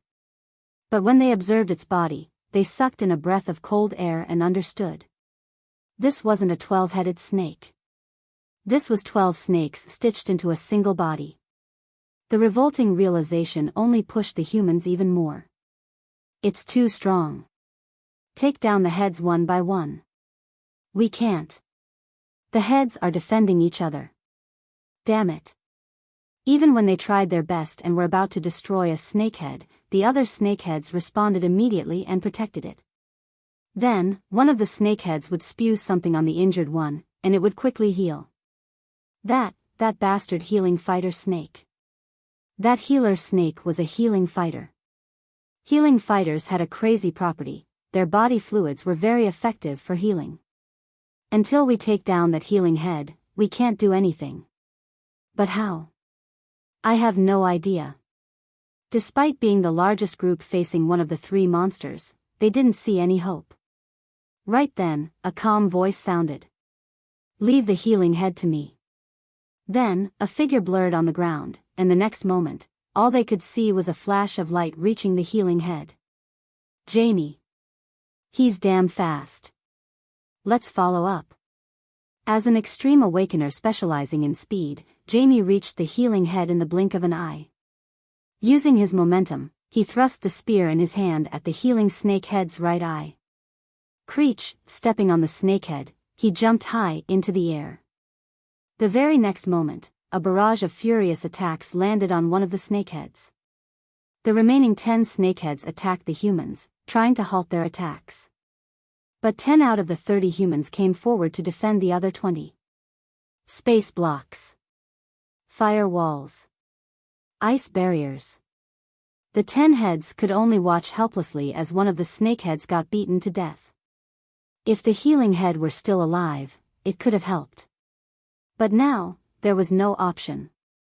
Thus, thud, thud, thud, with each passing second, a snakehead exploded. Soon, the 12-headed snake became a headless snake and collapsed to the ground. Prince Jamie. The fastest. Almost at the same time, there was a loud explosion in the distance. The giant tree shook fiercely before it wilted rapidly. Its green leaves turned brown and it shriveled. Soon, it turned to ash and died. Prince Curtis. The strongest. Boom. The ground shook fiercely as the humanoid bull's hammer crashed down. Then, a giant fire burned through its chest, turning the creature's internal organs to ash. Princess Curtis. The fiercest. The 2 men and 1 woman leading the slaying operation glanced at each other from a distance. They turned around and noticed the rest of the group fighting smaller, but numerous monsters. The other 100 level 7s were battling these creatures. As they were about to lend a hand, a giant white wolf landed with a roar. With the arrival of the giant white wolf, the princes and princesses paused for a moment. Their eyebrows rose slightly as a thought flashed through their minds: Charles Xander. What followed was either a torrent of envy or fear. When envy crossed its limits, it turned into hatred. When fear crossed its limits, it turned into submission and admiration. Charles received a mix of these looks. He is 20. Or 21. The rumors are really true. He's a level 7. Wasn't he a level 6 during the solar banquet? They resumed their battles, but their minds were still trying to comprehend the absurdity of a 20-year-old level 7. Even though they were all busy trying to gather as many treasures as possible before entering the valley and then clearing it, they still heard the rumors. Rumors about a man who redefined the word genius. At first, they dismissed it as a prank. In fact, even for a prank, it seemed like a pathetic attempt. Even the best geniuses take around 6 years to advance from level 6 to level 7. How could Charles reach level 7? But despite the utter dismissal, the rumors didn't end, they only increased every day. Did you hear? Charles defeated a mid-level 7. Heh. That's old news. He recently fought a freshly promoted high-level 7. Shut up, you two. He ambushed a group of injured high-level 7s and won. It was as if the mastermind decided to praise Charles to the point of absurdity, not caring about the rationality of the rumors. But there's no smoke without fire. So, one by one, the princes and princesses became interested in the news. Did he really reach level 7? If so, was he really a high-level 7? Of course, the root of such curiosity lay in strong ambition. If the rumors were even partially true, they would consider acquiring Charles and forcing the secret out of him. However, only a very few people dared to have such thoughts. The rest simply wanted to benefit from this man, who might be the greatest genius of all. Ouch. Fuck. A prince, distracted by his thoughts, was struck by a giant ape. He crashed to the ground, breaking a few bones and coughing up blood like a red fountain. Apart from the battle sounds, an awkward silence followed, broken by Princess Nora's shout. "Fucking concentrate, you idiots." Everyone flinched at her words and refocused on the battles. They pushed thoughts of Charles aside, at least until the monsters were defeated. Swish! A blade swiftly cut open the chest of the ape, wounding it deeply. The prince pulled back his blade and smirked. "Not to brag, but my focus is too high. I won't even think about Charles." His thoughts were cut short as a white silhouette flashed before him. Roar! With a thunderous roar, the giant white wolf struck the ape's head with its paw. Plop! The ape's head exploded like a watermelon. Wah! The prince opened his mouth in shock. But the white wolf paid no attention to his reaction. It swiftly moved through the monsters, its attacks no longer a surprise but still managing to inflict significant injuries on its foes. The prince looked at the mid-level 7 ape's corpse and shuddered. The rumors. Roar! The giant white wolf clashed head-on with a bull monster. Boom! The bodies of the two beasts collided, and both were blown back. The white wolf's shoulder began to bleed, while the bull monster appeared unharmed. But everyone looked at the white wolf with trembling eyes. He's not that strong in high-level 7. He can still fight high-level 7s. As a mid-level 7, I was way stronger than him just a month ago, and now, he totally surpassed me. The fights continued, but with the addition of Charles Xander, the low-level 7 mid-level 7 monsters were being quickly crushed. His help with high-level 7 monsters was somewhat limited, but only in comparison to what he did to low and mid-level 7s. In fact, whenever he confronted a high-level 7 monster, the teams were able to quickly kill the monster. Even though there were quite a few princes and princesses stronger than him on the field, they couldn't even feel a shred of superiority in front of him. The atmosphere turned tense, even though the monsters were decreasing. 3 members, however, looked at the battlefield with nonchalant gazes. So, Prince Curtis raised a brow as his mind sense locked onto the white wolf. How is this even possible?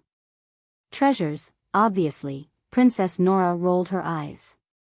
Thanks, Princess Obvious. Prince Curtis clicked his tongue and turned to Jamie. What do you think? All treasures, including ambrosia, take time to digest, Jamie said in a light tone. Sovereign Ares went into a 20-year seclusion, Princess Nora chimed in. For a treasure that pushes him to barely high-level 7, he has to take at least a few years. Prince Curtis shook his head. Even if it's a very user-friendly treasure, it has to take a year. I fought him, Prince Jamie said with a complicated expression. What? Curtis and Nora exclaimed, Curtis out of shock and Nora because she was imitating him. Curtis and Jamie both looked at Nora. She blushed a bit before asking with a fierce expression, what's with that look? Did you fall in love with him during the fight or what? When he started fighting, he was still a bit unaccustomed to his powers, like someone who had just advanced. Prince Jamie's gaze turned to the white wolf. The white wolf moved among the horde of monsters like a flash of lightning, and every time it stopped, a monster either shrieked in pain or died. Now he's showing no clumsiness. He's completely adapted to his powers. Jamie's eyes glowed. Even when I crushed him and told him bluntly that he wouldn't win in the ruler's abode, he didn't back down. Jamie looked at Nora and Curtis with a serious gaze. His eyes were burning with confidence. He believes he can beat us. I call bull, Nora said in disdain. I don't think so. Jamie shook his head, still recalling those eyes. It's not just confidence. I think, he's sure. The trio fell silent before one of them exclaimed, potion. Curtis slapped his forehead and leaned toward Jamie and Nora. The Xanders and their potions. The Gamma potion has a lot of problems, but maybe he has a perfect potion. Exclamation point. Exclamation point. The prince and princess opened their mouths in shock. Right then, another silhouette flashed in front of their eyes and shot toward the battlefield. Who? Varian joined the battlefield with a new face. In his new disguise, he seemed to be around 60 and had a strong build. In the field filled with young men and women, he stood out as out of place. With the aura he exuded and his age, it was clear he could not be a prince. Geezer who got lucky, was the first thought in everyone's mind. Most believed the keys should be given to the talented princes and princesses. So, no one appreciated an old bastard stealing the chance from a genius just by leveraging his age. But whoosh! In the chaotic battlefield, splattered with torn limbs, butchered bodies, and blood puddles, the old man moved like a fish in water. Out of the hundreds of attacks flying through each second, not a single one grazed him. His speed wasn't very high, in fact, it was only in the mid-level 7 range. However, his timing and agility revealed his vast experience. He's really a veteran. Swish! The veterans stopped at a particular spot where a group of 5 were fighting a giant green humanoid monster. It looked like a goblin from a story, but with the dimensions of an orc. Kakeek, the giant goblin cackled and raised its hand. A blue lightning snake appeared in its hand and transformed into a whip. With a flick of its wrist, the whip stretched out, ready to lash against the group of 5. Strengthen the ice wall.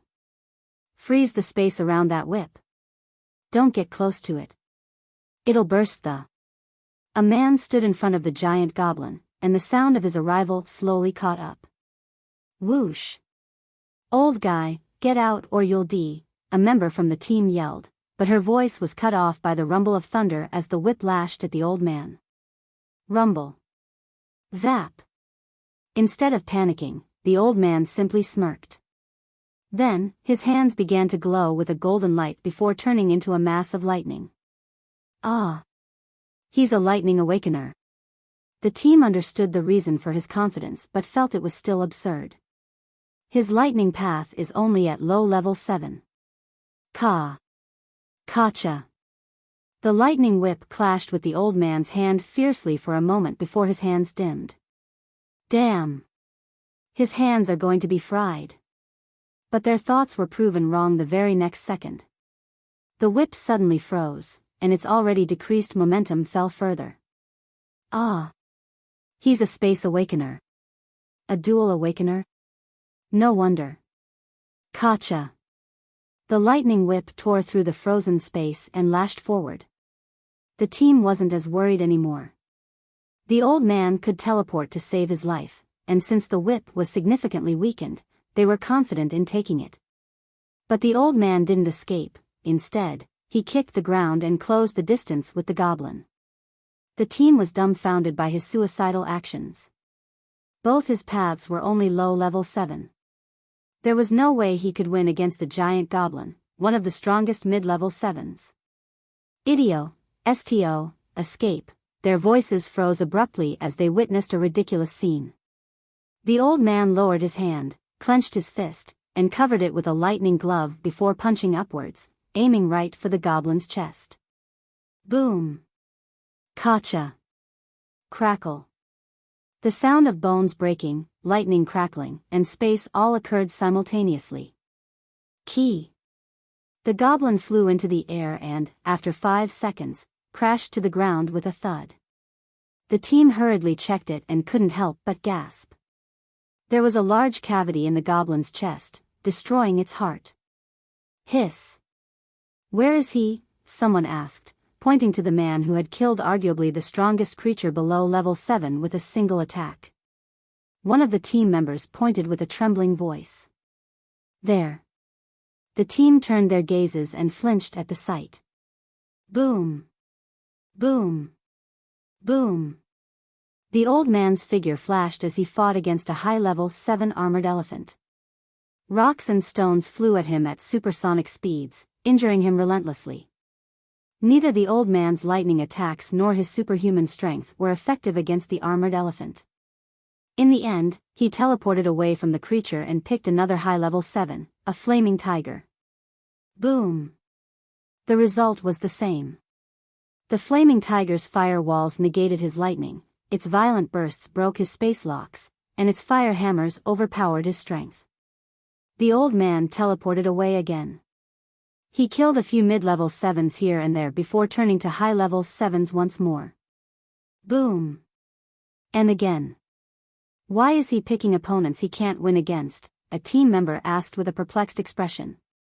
The old man now had injuries from head to toe and looked like he was about to die any second. So why? Compared to him, Charles is just so cool, a girl in the team exclaimed. Why even bother? One is a genius never seen before, and the other is, even though a bit strong, still a geezer who can't even fight a high-level 7.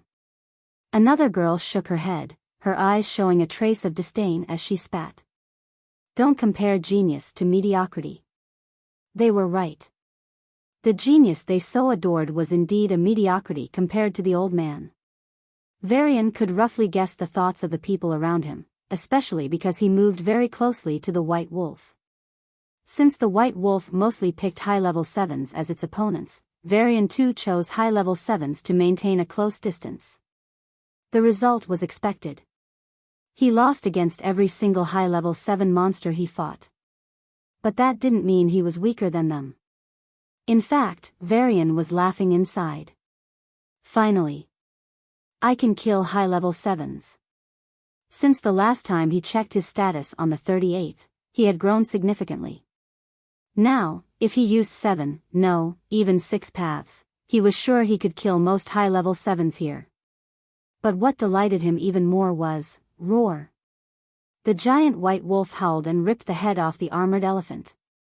The creature he couldn't defeat with his 3 paths, Charles did with just 1. Kicking the ground, the white wolf turned around for its new prey. Shwa! The old man turned in the direction of the sound. Varian's eyes met Charles's. The air stilled as if time had frozen. The next second, Varian shot toward Charles. Whoosh! The white wolf raised its head in confusion as the old man closed the distance between them. He had already crossed what was a secure distance and intruded into its private space. So, it raised its paw to attack him when, swish! Varian kicked the ground and lunged forward. His body twisted in midair, and he shot just a few feet away from Charles, reaching a mid-level 7 monster. That was the monster Charles was about to kill. Without a word, he raised his hand and swung it down. The space around his palm shook, and the space around it solidified, giving him a boost. Then his palm turned golden as lightning mana filled it. Whoosh! The beast was terrified as the palm reached its body. It tried to escape, but the space suddenly froze up, trapping it. Even then, it took only a moment to break the space restriction. That one moment, however, was enough for the lethal palm to reach its neck. Caw! Like a knife cutting through butter, Varian's palm cut its neck, and the beast's head rolled down due to the sheer force. Rolling on the ground, it stopped at Charles's feet. Varian looked into the wolf's green eyes. The wolf, no, Charles, was looking at him with eyes filled with confusion and hostility. Did I know this old bastard? Then what's his intention for stealing my prey? Charles was furious at his actions, but more than fury, he was curious. As the kind man he had always been, Varian solved his confusion with a single action. He smiled provocatively at the wolf and said, "Woof. Woof!" Exclamation point. Question mark. The whole field fell silent. The fights continued, but everyone's focus was on the white wolf and the old man. What was this old guy even trying to pull? That's Charles Xander, for goodness sake. The old man's eyes were locked on the wolf, and his smile slowly turned to disdain. Roar! The giant white wolf, Lycos, kicked the ground and was about to tear the old man to shreds. The old man, seeming to have anticipated this, teleported to another mid-level 7 monster. Swish! Another clean hit. The head of a tiger rolled to Charles's feet. Roar! Swish! Another head followed. Charles narrowed his eyes and looked at the old man. Those mocking eyes. Stomp! Raising his foreleg, Charles stomped the heads to pieces and kicked the ground. This time, instead of the old man, he aimed for the mid-level 7 monsters. Whoosh! Whoosh! Whoosh! It took only a single attack to kill each monster. But compared to the old man, Charles was far faster, more efficient, and more brutal. Thud! Thud! Thud! 3 beast heads shot towards the old man and landed at his feet. Thud! Then another 3. Thud! Even the high-level 7s fighting the monsters were dumbfounded by the scene. The white wolf moved at a ridiculous speed, utterly destroying the monsters. Even though there were people stronger than him, including the 3 Charles can't even compete with, Charles proved himself to be special. Within just 10 minutes, he hunted down 30 monsters. Roar! The old man looked at the 30 heads near his feet. Everyone could see that his expression was a bit complicated. It was almost as if he couldn't believe what he was seeing. Perhaps he thought he could challenge Charles. But now he must have realized he was thinking too much. The old man looked at the white wolf, which was looking down at him with a mocking smile. Charles crushed him in comparison. The old man stiffly nodded his head, still in shock. His eyes told the tale, his entire hard work was wasted. TSK. And here I thought he was something. Charles snorted in the back of his mind and stopped paying attention to the loser. The old man silently withdrew from the battlefield. No one tried to speak to him or even stop him. After withdrawing 20 miles from the battlefield, Varian sat atop a tree with a complicated expression. Indeed, they were all completely right. Varian couldn't believe what he was seeing. When he heard the rumors about Charles reaching level 7, and even high level 7, he made a projection of Charles's strength. Compared to what he assumed, what he saw was shocking. He almost didn't want to believe it. Since the last time he checked his status at level 38, Varian had grown. So, he thought he'd finally be able to challenge Charles. He couldn't. He was overthinking. Ha ha ha ha ha. Varian finally burst out laughing. His laughter was filled with pride, joy, and rage. After being provoked, Charles showed most of his strength. Varian didn't want to believe what Charles displayed because it was far lower than what he expected. Varian couldn't challenge Charles because, why would he challenge someone weaker than him? I thought I'd need to struggle, gain more treasures, and grow stronger to barely challenge and kill him. He was indeed overthinking. Varian almost felt like his hard work was wasted. Of course, he wasn't complaining about gaining more strength. He looked at the sky through the fog. It was night. The ruler's abode will open at midnight. I still have some time to finish my memory session. Varian took a breath. Before that, what's my growth? His eyes twinkled as he said. Status. Superhuman level 7, 4K/10K, plus 1K. Space level 7, 3.5K/10K, plus 1K. Lightning level 7, 3.5K/10K, plus 1K. Planty level 7, 4K/10K, plus 1K. Psychic level 7, 3.5K/10K, plus 0.5K. Macrokinetic level 7, 2.5K/10K, plus 0.5K. Water level 7, 2.5K/10K, plus 0.5K. Varian sucked in a breath of cold air. Even though he had expected this, since he hadn't checked his growth for almost a week, it was still shocking. He hadn't felt much during the previous battle, as he had only used 3 paths. Back then, he could easily kill any mid-level 7 and hold his own against high-level 7. But now that he saw what he could actually do, he had a better idea of his full strength. 5 of his 7 paths had reached mid-level 7, and 2 were still a distance away.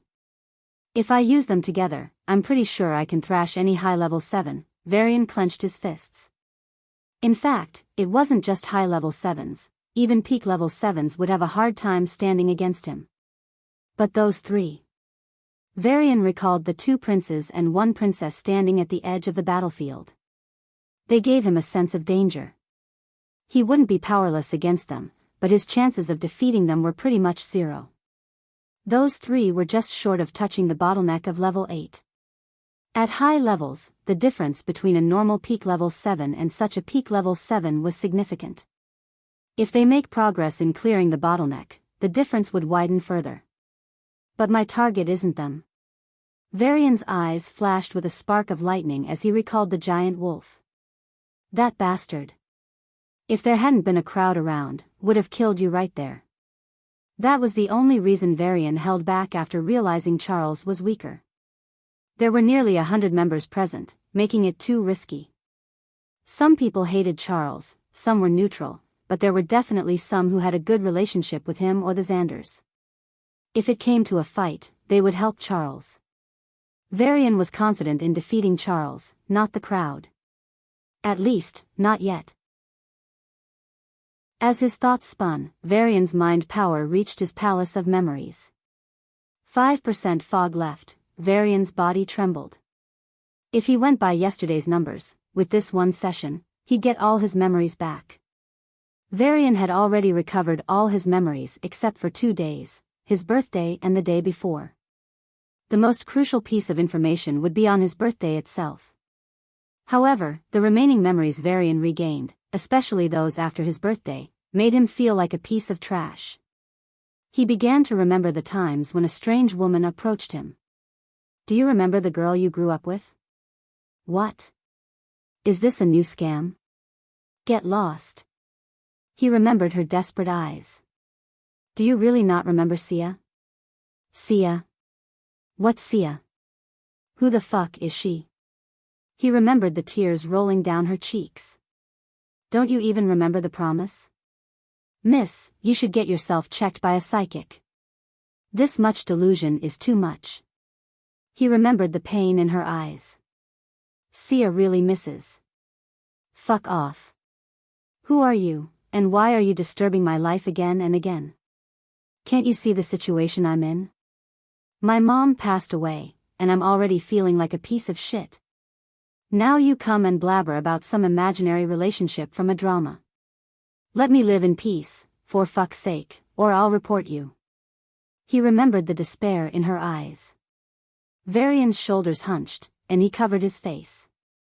He felt an intense disgust towards himself, a repulsion he only felt for the coward Varian, who couldn't save his mother. This time, the repulsion was far stronger and deeper. But more than the repulsion, more than the disgust, imagining how Sia must have felt hurt him the most. If just imagining her pain made him feel a needle pricking his heart, how much pain did Sia feel? Varian had no answer. The only thing he knew for certain was that he had a second chance. If things had gone normally, Creo erasing his memories should have made him forget everything about Sia. He shouldn't have dreamed about her. No matter how vague the dream, it was still a sign that he remembered her in the corner of his mind. However, even that dream wasn't enough to push him to take the next step. It was actually the memory of his mother that did it. Save Sia. Her words were the reason Varian risked his life to help a girl he never knew. Perhaps it was out of guilt toward his mother, or perhaps it was to fulfill her last wish, but without her, he never would have started the search. Like everything related to Sia, the memory of his mother talking about her should have been erased. But he could still see it, and it completely changed his life. Varian still remembered the system's words, which he had dismissed as a farce. For you, not awakening for 18 years is tremendous pain. But what is given to you is the truth you'd never know otherwise. In fact, you won't understand it now. Only once you know the whole truth will you realize how important and fair it is. Looking back, it was indeed true. This second chance I've been given. I'll set things right. Varian closed his eyes, and his mind power attacked the gray fog. One day before his 17th birthday. Are you telling me you really found a sponsor? The 16-year-old Varian stood up from his seat and asked eagerly. Think of it as a loan, Sia said. Varian's smile vanished, and he sat down. With a slightly depressed voice, he said, forget it. I'm saving up money to afford the adventure team next year. You don't need to take a loan. Sia kicked his shin. Ouch. What was that for? Varian grumbled. Sia looked at him with petty resentment. I'm going to participate in the Defense Academy entrance exam and likely attend the academy. What about you? Varian opened his mouth but no words came out. It was going to be hard. Once she left, their paths would diverge. Once I awaken next year, I can attend Troopers Academy, Varian said with a bright smile. Once I get enlisted, I'll work under you, ma'am. He even saluted her. Sia let out an awkward laugh, and Varian fell silent. Even Trooper Academy had an age limit of 20 years. If Varian awakened at 18, there was no guarantee he'd be able to get in. Even if he did, keeping up with others would be tough. What's more, they didn't even know for certain if Varian could awaken. The dungeon was the final hope, but also the final test. If he still didn't awaken, Sia was ready to persuade him to choose another field until she could find a solution for him. It's decided. I'll get you a good adventure team. Fight all you want. But... Sia paused. Varian's face stiffened, but he nodded for her to continue. If, and I mean if, things don't turn out as planned. As she paused, Varian's face paled like a sheet of paper. Sia knew what she was going to say would hurt him, but she gritted her teeth and continued. Then you must listen to me. Varian clenched his fists and lowered his head. One chance. One chance that could change his life forever. It could push him to heights of happiness or depths of despair. Fine, Varian finally nodded. He chose to believe. Sia clapped her hands and smiled, dispersing the gloomy atmosphere. Tomorrow is your birthday. What do you want to do? Fight a good monster. Ouch. Varian cried out as Sia kicked his shin again. Think of something, anything other than fighting. Sia glared at him with accusing eyes. Varian scratched his cheek. What more do I want though? I love fighting. Sia covered her face and sighed. I really pity your future wife. If she asks you to do something fun, you'll ask her to fight for fun, right? Varian's face stiffened, but he nodded honestly. Sia sighed in exasperation. You'll go down as the worst husband. Varian, on the receiving end, decided to counterattack.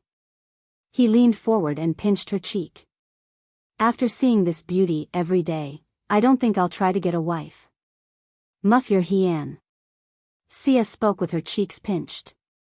No way. Varian smirked. Sia glared at him and pinched his cheeks. Shia, remove your hand. He mumbled. You first. She shook her head. No, you. He shook his head even more fiercely.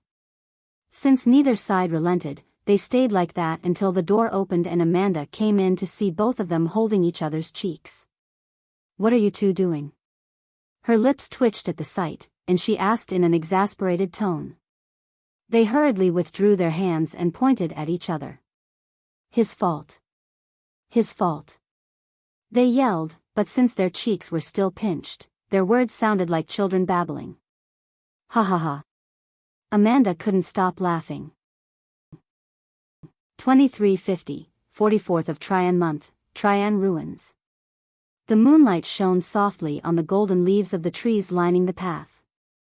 The branches rustled and the leaves shook, as if waving a final farewell to the 100-odd humans. Prince Curtis turned around to face the group. As one of the strongest level 7 members of this expedition, he felt responsible for the group's fate. Listen carefully, he said in a serious tone, and the restless group stiffened at his words. Like students under a fearsome teacher, they instinctively formed a line and looked at him with caution. Prince Curtis nodded in approval and continued, We don't know what lies within the ruler's abode, but since it has remained unexplored for so long, there's no doubt that whatever we find will be of incredible value. The crowd's breathing grew ragged, and their eyes flickered with desire. The treasures inside ruins were incomparable to those created by so-called experts. Even the best works of the trade union paled in comparison to the average treasures found in ruins. The weapons, armors, and accessories here could perfectly channel and enhance one's power. Mystical items like fruits and liquids could accelerate the progress of high awakeners. If the items were good enough, they could even allow one to skip a sublevel. If they were truly exceptional, they might even allow one to skip an entire level. The best example was Sovereign Ares, who advanced directly from level 7 to level 9. Beyond these, the ruins also contained various life-saving items, talismans that could teleport, conceal, defend, or speed you up. If they possessed sufficient luck, their lives could be completely transformed in a single day. As their thoughts grew more intense, their hearts burned with fervent desire. But Prince Curtis' cold voice was like a breeze in the Arctic. Like cold water splashed on their heads, they shivered. Their eyes returned to normal, and their hearts calmed. If you overdo it, meaning, if you go any further than necessary, then I'll mark you as my target and report you to the military.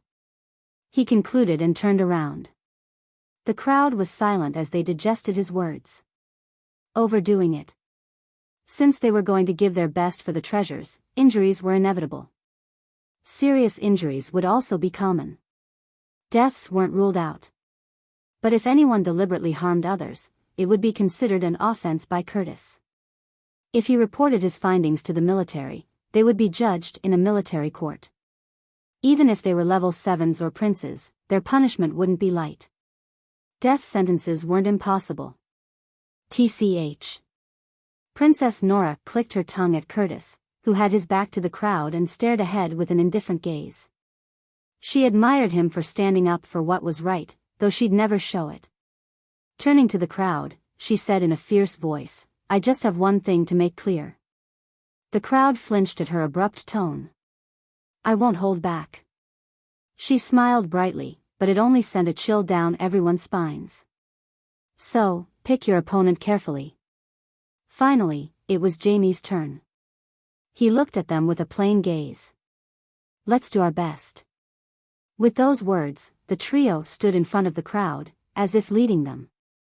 In front of them was a huge wall of white mist, which receded bit by bit with each passing second. A silence ensued. Once they had time to reflect on what they had just been told, some members of the crowd gritted their teeth in frustration, particularly the enemies. They stared at each other with killing intent and clenched their fists. The ruins were a perfect place to eliminate an enemy and leave no trace. Even if the news somehow leaked, as long as there was no definitive evidence, there wouldn't be a big problem. And it wasn't just for enemies, groups that wanted to loot others also felt tremendous pressure. Such actions were condemned but often overlooked. But now... Hey! A hoarse voice broke the silence as a rough-looking, brawny man stepped forward.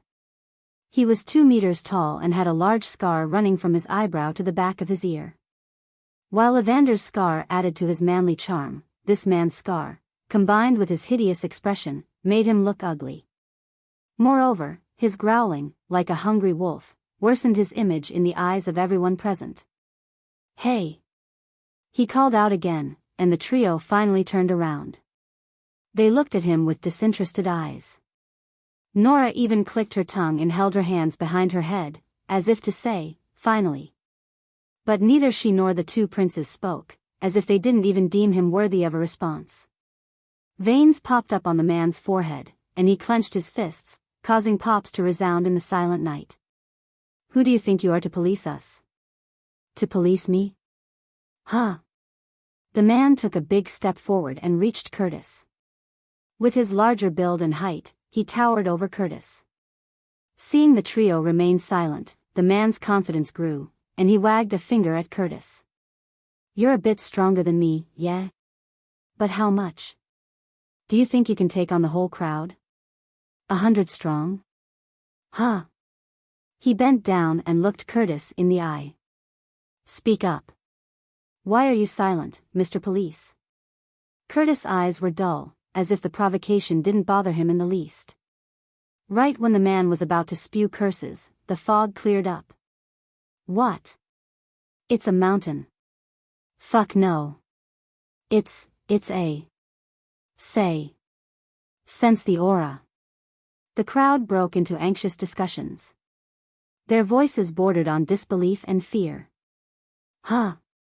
The brawny man raised a brow and looked at where the fog used to be. A large black hill was present there. On the hill were countless purple trees, that looked more like sharp needles. What a weird mountain, the man's eyes suddenly widened as he took a step back. Aura, he sensed aura from this hill, the kind unique to living things. Even though it was desolate and decreasing with each moment, it undoubtedly possessed the kind of aura only living entities have. Gulp.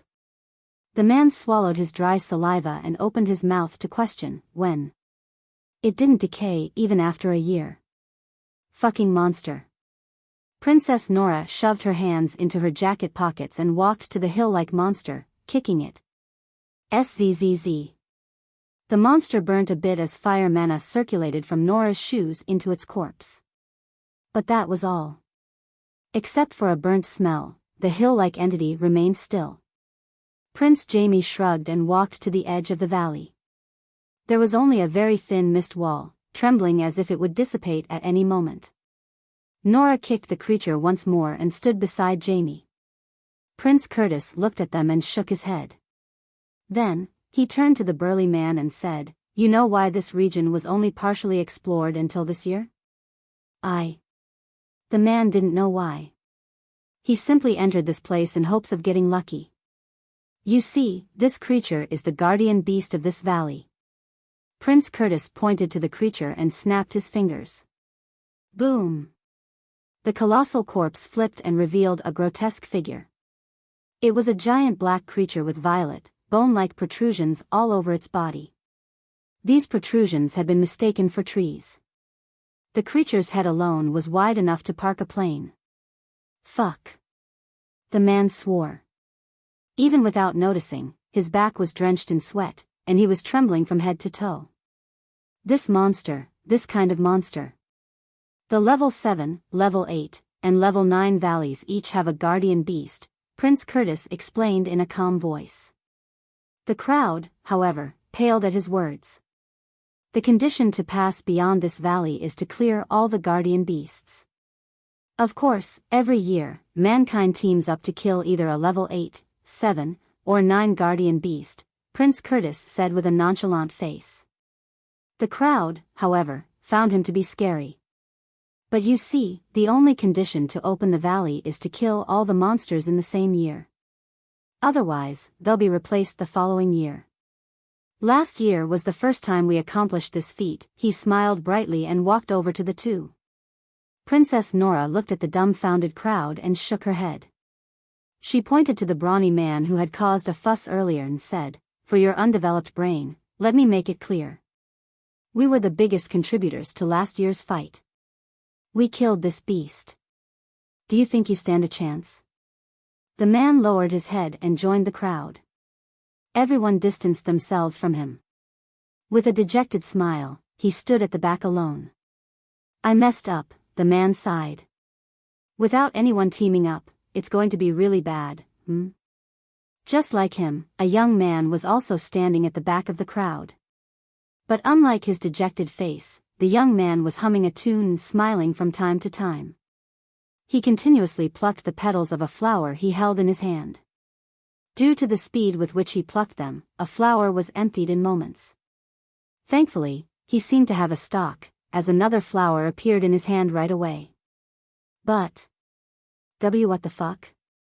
There was a flower bed under the young man. No, it was more accurate to say it was a petal bed. The petals reached his knees. Even if he was plucking the petals fast, to reach that level, he must have been doing it for several hours. Are you kidding me? The brawny man looked at the smiling young man, his face pale. Among the level 7s present, he wasn't a hard worker and had lost his title as a prince due to his lack of progress. His plan was to loot a few and kill a couple to change his life. But even he. This bastard is nuts. The brawny man shivered and took a few steps away from the young man. The men in power feared the common man. The common man feared the bastards. The bastards feared the crazy men. And the crazy men feared nothing. Oh. The young man, while continuing to pluck the petals, raised his hand and glanced at the brawny man. You want? He raised a finger, and a bunch of flowers floated toward the brawny man. I don't want. The brawny man raised his hands and shook his head like a rattle. Oh.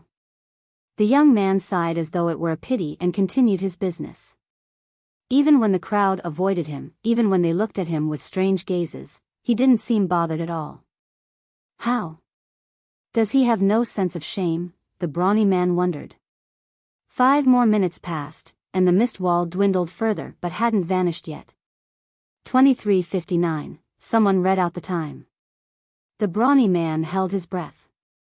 1 minute. Just 1 more minute. The atmosphere started to heat up. The teams within the crowd began to group up. Almost everyone was in some group or another. They weren't going to stay together until the end, but at least for the initial difficulties, they planned to face them together. If they were careless, death was a real possibility. So, despite the condition of splitting the initial rewards, they put safety first. TCH. Those bastards are acting all righteous now, the brawny man muttered. Hypocrites. The brawny man cursed under his breath as he gazed at a 5-member team to the far left.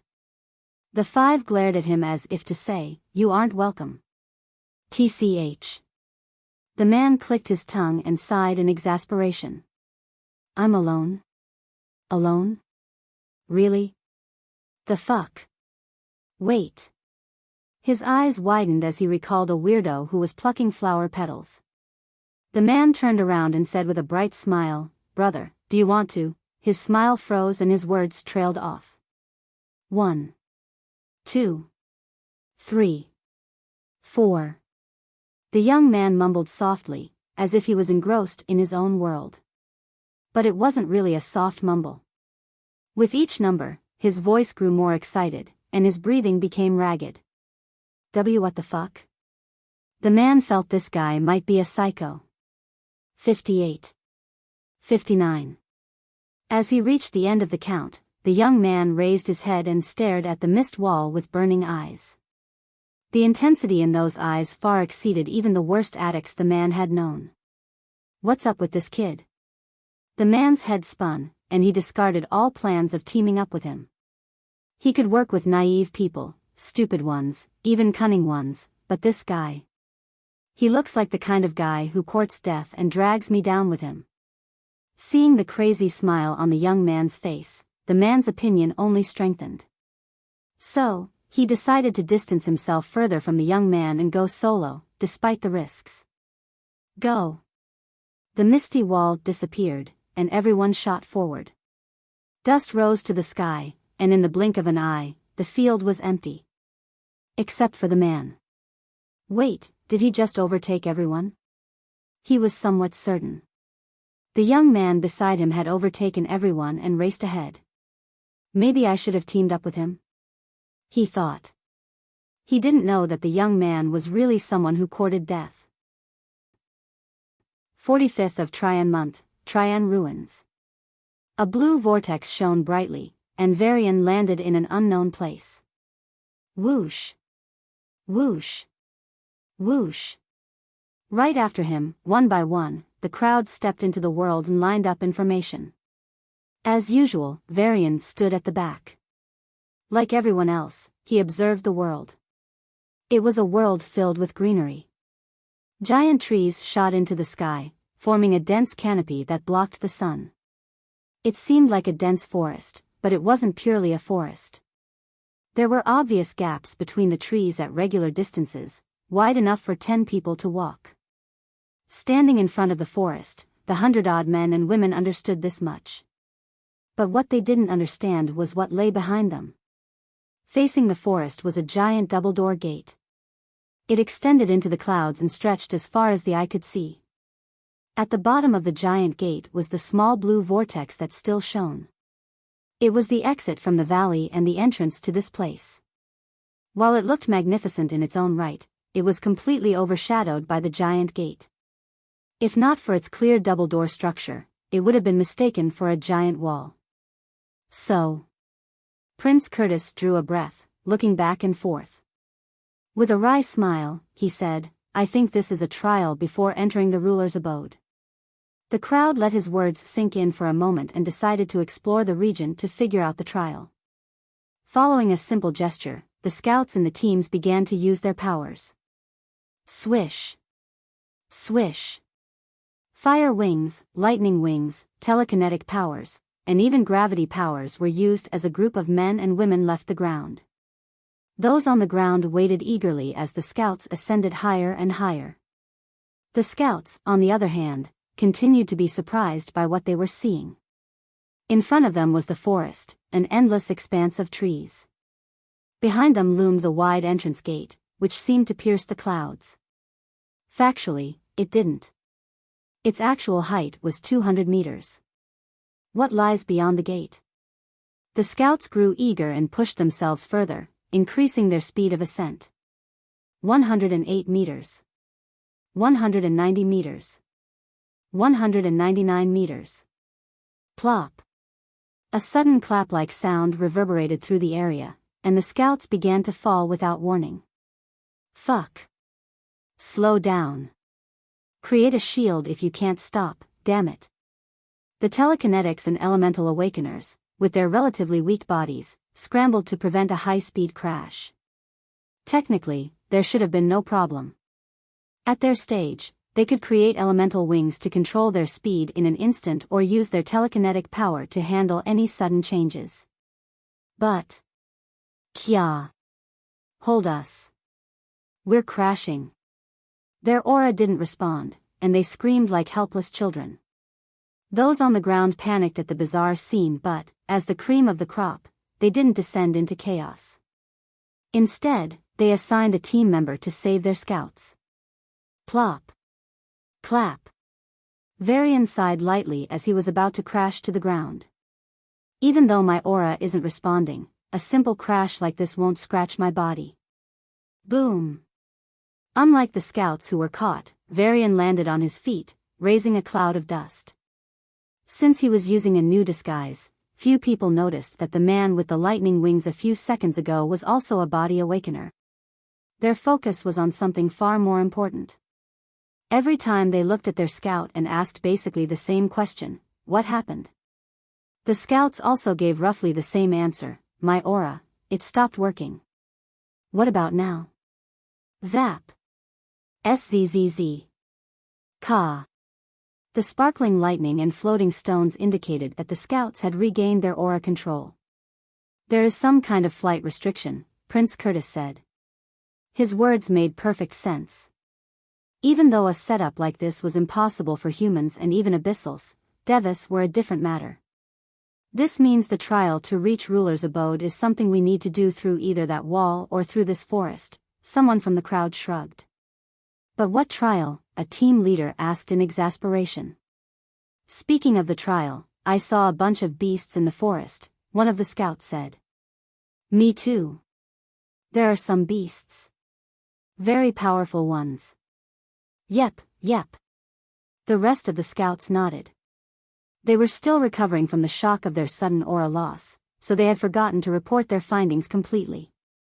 Beasts, huh? Princess Nora's gaze turned sharp as she looked into the forest. Look, there are holes on the gate, a woman pointed out. Varian and the others turned around and observed the giant double-door gate. At the intersection of the two doors, there were quite a few holes. They're for keys, I guess, someone pointed out the obvious. And the keys must be in the forest, the next point was made. Following that line of thought, the keys should be hidden in the forest. But since this is the so-called ruler's abode, the difficulty should be a notch higher. The keys should be with the beasts, the dots were connected. Just as they were about to decide their seemingly logical next step, Prince Jamie suddenly exclaimed. Keys! His silver key, his entrance ticket to the ruler's abode, floated in the air. Like him, the others had also acquired their keys in the ruins and were allowed to enter the valley. Following him, the others also exclaimed as if it were obvious and retrieved their keys. Varian retrieved the silver key he had obtained from the Lake of Illusions. Seeing the small token that gave him the chance to meet Sia, he silently thanked the merman. Swish. The 100-odd keys shone brightly and converged above the crowd. In a flash, they melted into silver light and formed a giant screen. Even though no one could read the words, they understood. The screen was directly sending them a meaning of the words to their minds. Varian carefully studied the words on the screen. Welcome to the royal garden. Garden? Everyone opened their mouths in shock as they looked at the seemingly endless forest in a new light. If this were on Earth, no, even on the entire solar system, this would qualify as a medium-sized forest. That was just from what the scouts saw at a height of 200 meters. There was no telling how large the whole forest was. Are you fucking kidding me? A man swore, flipped his hand, and conjured a fireball that shot towards the trees. If I just burn down your garden, our mission will become easy, he sneered with confidence. Whoosh! As the fireball approached the trees, it grew from the size of a fist to that of a truck. The colorful leaves of the trees shone brightly under the fire, and when everyone thought they were about to burn. Plop! The fireball was knocked back, and a translucent barrier covered the trees. What? The man who threw the fireball flinched and took a step back. The others were equally surprised. If this forest prohibited them from using powers, they wouldn't be able to get the keys at all. Seeing the doubts growing in their eyes, Princess Nora shrugged and stepped into a path between the trees, raising her hand. A fireball brighter and hotter than the earlier one appeared in the air and blasted the empty path ahead of her. Boom! The path was scorched for nearly half a mile, while the trees were protected from the aftermath by the same translucent barrier. She walked out and smacked her lips. We can still fight inside. Only the plants have VIP protection. The mood of the crowd visibly improved, although they couldn't hide their amazement. A forest called a garden, and that garden's trees couldn't even be scratched. As expected of Devis. As they were about to enter the forest, another line appeared on the bright screen, drawing their gazes. Prove your worth to enter the palace. It was a straightforward sentence. Then, the screen buzzed and remained still, as if announcing the end of the short message. The announcement is useless. Though most of them thought this inwardly, only Charles said it out loud. A gate that needed keys, a forest that had keys, and coincidentally, was filled with beasts. Was there more to say? All right, I think the teams can work together. Prince Curtis' proposal was cut off by Charles's amused voice. There are only 50 keyholes. Silence filled the area. Apart from the gentle rustling of the branches, not a single breath was heard from the 100-odd humans. Without a word, every team prepared themselves. Then, whoosh! A huge cloud of dust rose into the air as they rushed into the forest like warhorses charging into battle. Even those who didn't belong to any team ran behind. Except for Varian. He was so excited that he overtook everyone in the valley and reached this place first. But after calming down, he began to think. The valley is no easy journey. Varian's eyes narrowed. From the murmurs of the teams earlier, at least 30% of those who entered the valley never made it here. It didn't mean they all died, but that they simply couldn't reach this place by the 45th day. If just traveling through the valley was that difficult, there was no reason for this trial to be easier. His experience in ruins had shown him that trials became progressively harder. That's why. Boom! A loud explosion shook the forest, and a giant red cloud rose into the sky. Varian's gaze shot up, and he noticed 3 black dots in the sky. He focused his gaze, and the view zoomed in. 3 burned men spasmed violently in midair as they bled profusely. Those 3 are high-level 7s, right? Varian was considerably shocked. Ka. Char. The sounds of flames crackling followed, and the 3 half-burned men quickly waved their hands.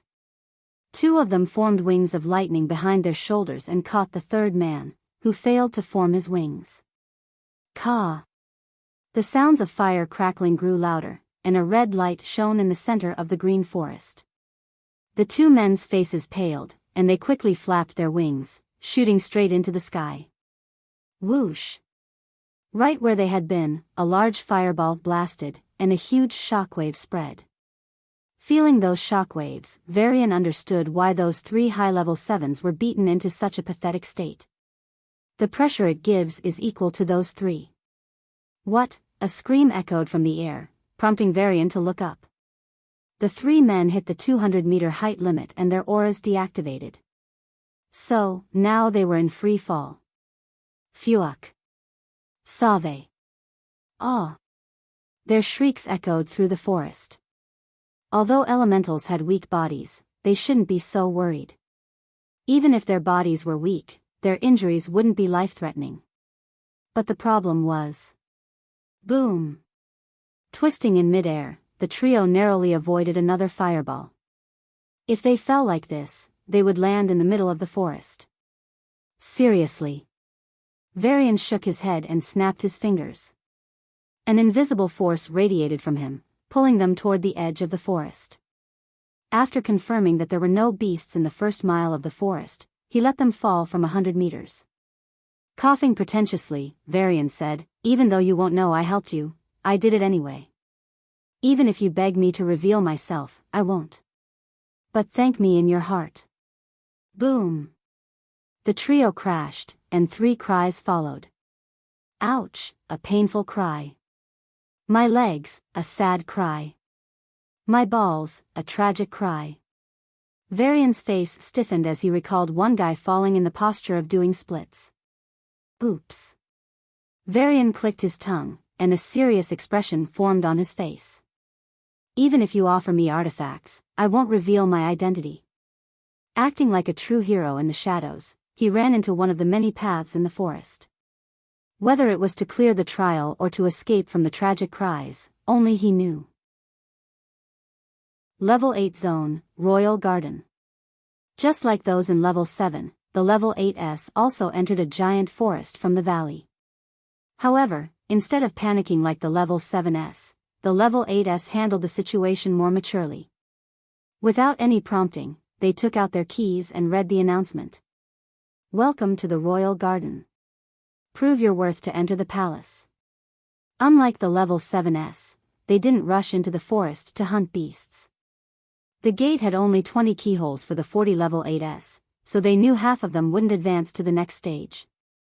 Yet, they didn't immediately rush into the forest. It wasn't that they were overconfident. Rather, as a skinny man with spiky red hair said, "We'll put aside our grudges for now and work together to assess the situation. Then we can each go our own way." Standing with him were 2 men and a woman. As the temporary leader of the Great Four, the crowd listened to his words carefully.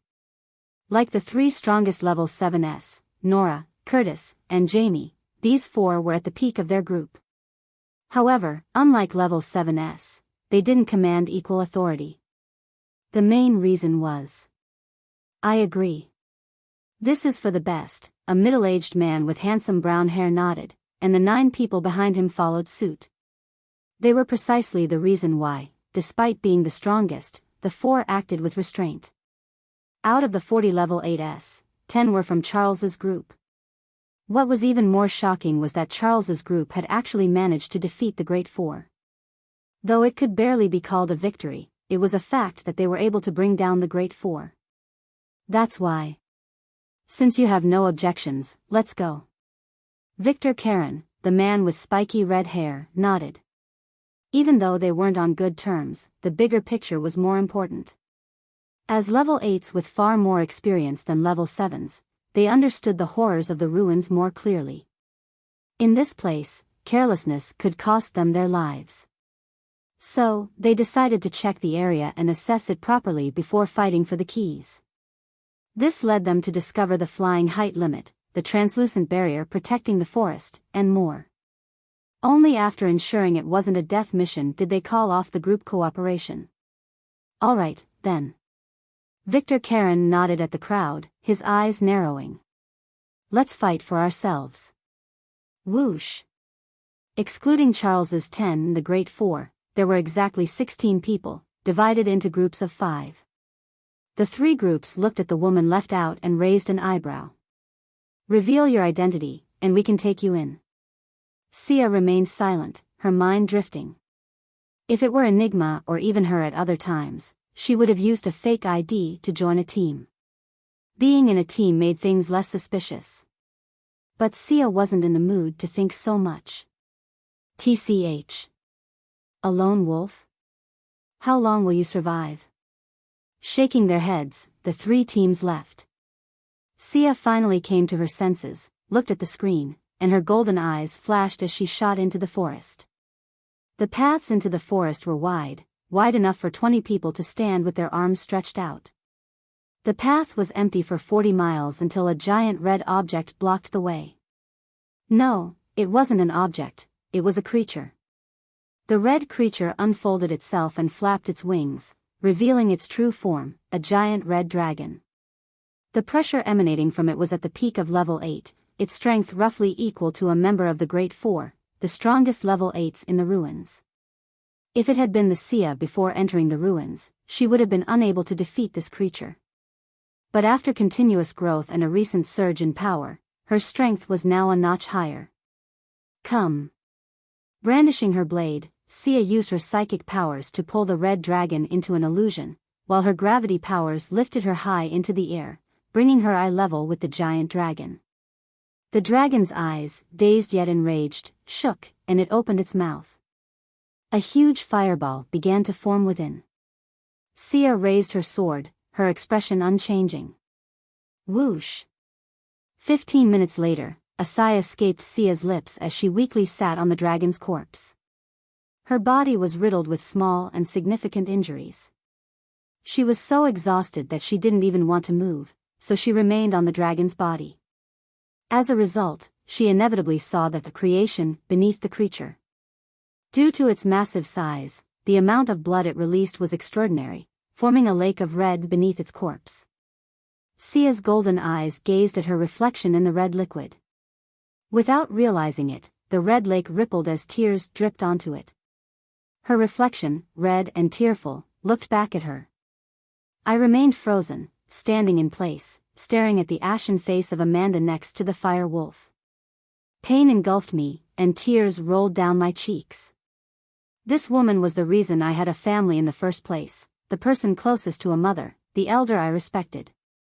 She's gone. Whoa. Holding back my tears, I stiffly turned toward him. The sight nearly caused my heart to stop. He was on his knees. The skin below his knees was gone, and pieces of his flesh were torn. In some places, the white of his bones could be seen. Blood seeped from his injuries, forming a large puddle under his body. My heart pounded as my chest tightened with pain. It hurt to see him like this. But what hurt even more was Varian's hand. His hand was stretched toward Amanda. His right hand was riddled with injuries, but the closer it was to Amanda, the worse they became. His wrist was twisted and bleeding heavily, his palms sunken with visible bones, and his fingers were completely crushed. Via. I couldn't even utter his name without howling in grief. Each step felt like hell, but I reached him. With trembling hands, I lifted him and called for emergency help. My body shook fiercely, and tears fell without stopping. Suddenly, my eyes froze. I looked at the puddle of blood. The red reflection seemed to look back, tearful. A team of 4 level 7s proceeded deep into the forest. The path, initially only 10 meters wide, widened further, but the trees grew taller and wider. They kept going until they found a hill. On top of the hill was a huge red eye, looking down at them. Phuck. Thus, the battle began. Hold. Increase the soil wall's thickness in the middle. Block its claws. The Earth Awakener gritted his teeth so hard that he began to bleed. Yet, he desperately channeled the earth mana in his body and solidified the thick soil wall in front of him. The center of the wall was infused with so much mana that it could stop an airplane from taking off. Roar. Following a roar, the earthen wall shook, and its edges broke apart. Sharp nails, the size of a person, shot out from the edges of the broken soil wall. But thanks to the wall's center being strong, the claw couldn't move further, and the nails stopped just a meter away from the Earth Awakener. Elementals. Launch fire bullets into its eyes, and you support him by paralyzing the damn thing. Following the orders, a huge lightning snake manifested and coiled around the giant humanoid monster. Fuck. I can't paralyze its whole body, only one part, the Lightning Awakener said. Go for its neck. Neck. Right. Crackle. The lightning snake slithered around the giant humanoid and entered its neck. Its single eye, the size of a car, moved toward the tiny humans on the ground, and its arms shot at them with greater force. Roar. Now. A torrent of fire bullets shot toward the one-eyed giant from behind. The giant's super senses informed it of the attack, and it was about to tilt its neck to dodge. That's how it always acted. But at that moment, the lightning snake in its body suddenly exploded, and the lightning mana coursed through its neck, paralyzing it. The giant raised its hands at the last moment to block the bullets, but the hundreds of fire bullets suddenly sped up and reached its single eye. The giant closed its eye at the last moment, and the fire bullets exploded. The team's expressions finally brightened, and their eyes burned with desire. Without hesitation, the team leader said, "Now." They all started running away. Shooting through the air like bullets, the team leader, a macro-kinetic, looked behind with a pale face. The one-eyed giant had opened its eye. Except for the burnt marks on its eyebrow, its eye was perfectly fine. Fuck, he cursed and yelled, faster. Or you'll die. The team sped up, and the chase went on for 5 minutes. It became clear that while the creature's specialties were defense and strength, its speed was still equal to theirs. When you said now, I thought you were going to finish it off, the Lightning Awakener panted, spitting out clouds of lightning. In my dreams, sure, the macro-kinetic spat with a mocking smile. The monster was too strong. Even their party, with 4 high-level 7s, was powerless against it. Only those 3 can face it, the team leader thought, feeling a sense of frustration welling inside. To distract himself, he swept his mental senses backward and found the giant creature chasing after them, closing the distance. Fuck. Since the barrier protected and isolated the trees, they could only walk on the path and had no option like escaping into the forest. In front of them was the same unending path, and behind them was a fucking monster. If they continued, there was a good chance they'd be exhausted and all die. As they continued running, the path in front of them suddenly branched out. The team leader's eyes shone, and he gritted his teeth. Everyone. A heavy atmosphere descended even before his next words came out. But when they did, the atmosphere hit rock bottom. Let's split up and leave our lives to fate. If they stayed together, they would all die. If they split up, one would likely die, but the other 3 would survive. Fuck. Don't die, you guys. I want to live. I'm sorry. Bidding short farewells, they each picked a path and left. The monster, as the team leader expected, chose a path. Soon after, a scream echoed through the forest. I want to live, arg. The scream turned into a shriek and abruptly ended. A chill ran down the spines of everyone who had yet to encounter a monster, and the existing fear deepened in those already fighting one. This is gruesome. Prince Curtis shook his head in pity, watching what was once a human. Now, there was only a mass of flesh, blood, and bones. After hearing the scream, he rushed to this place, but it was already too late. We underestimated this place too much. He looked at his fractured arms and sighed. Not only that, his body also had a few small injuries. Though they would heal in a few minutes and weren't a major concern, the fact that even one of the strongest members was injured killing a monster was a frightening revelation. This fucking trial. As Curtis was about to curse further, his senses picked up the arrival of a creature, and his face darkened. Why is this monster targeting me? Curtis shook his head, and his body blurred. Roar. A giant crocodile-like creature chased after him. Curtis threw it away after 5 minutes, then, Cree. A big beast with the face of a lion and the body of a tiger. Liger. Curtis ran for a few more minutes and managed to shake off the liger. Then came the thunder mammoth, blue-scaled anaconda, and humanoid beasts. In the end, Curtis ran to the edge of the forest and collapsed on the ground. Ha! Ha! Ha! Panting heavily, he drank some emergency potions and wished for peace. What the hell? Are they really chasing me because I killed one of them? That was the only reason he could think of. Because. Curtis opened his eyes and saw the golden key in his hand. He looked at the forest again before turning to the entrance. As he exited the forest, he saw a young man rushing in. Oi, oi. He called out, deciding to do one good deed before leaving for the next stage. What? I'm in a hurry, the young man replied, his expression growing impatient. You're that dual awakener, right? The one with the old man's face? Except for him, I know everyone else more or less, Curtis said. Varian was dumbfounded at those words and finally pointed to his young face, which seemed to be in his 20s. I want to look young.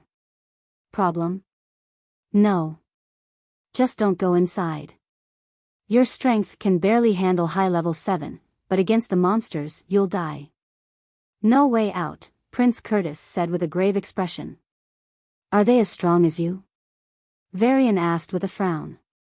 Prince Curtis looked normal at first glance, but even his clothes, with their self-cleaning function, couldn't hide the small tears and traces of injuries. Most importantly, Prince Curtis gave off the feeling of being utterly exhausted. Mentally, if not physically. The monsters are a bit weaker than me, Curtis said with certainty. Then why? Once you kill a monster, every other monster in the vicinity chases.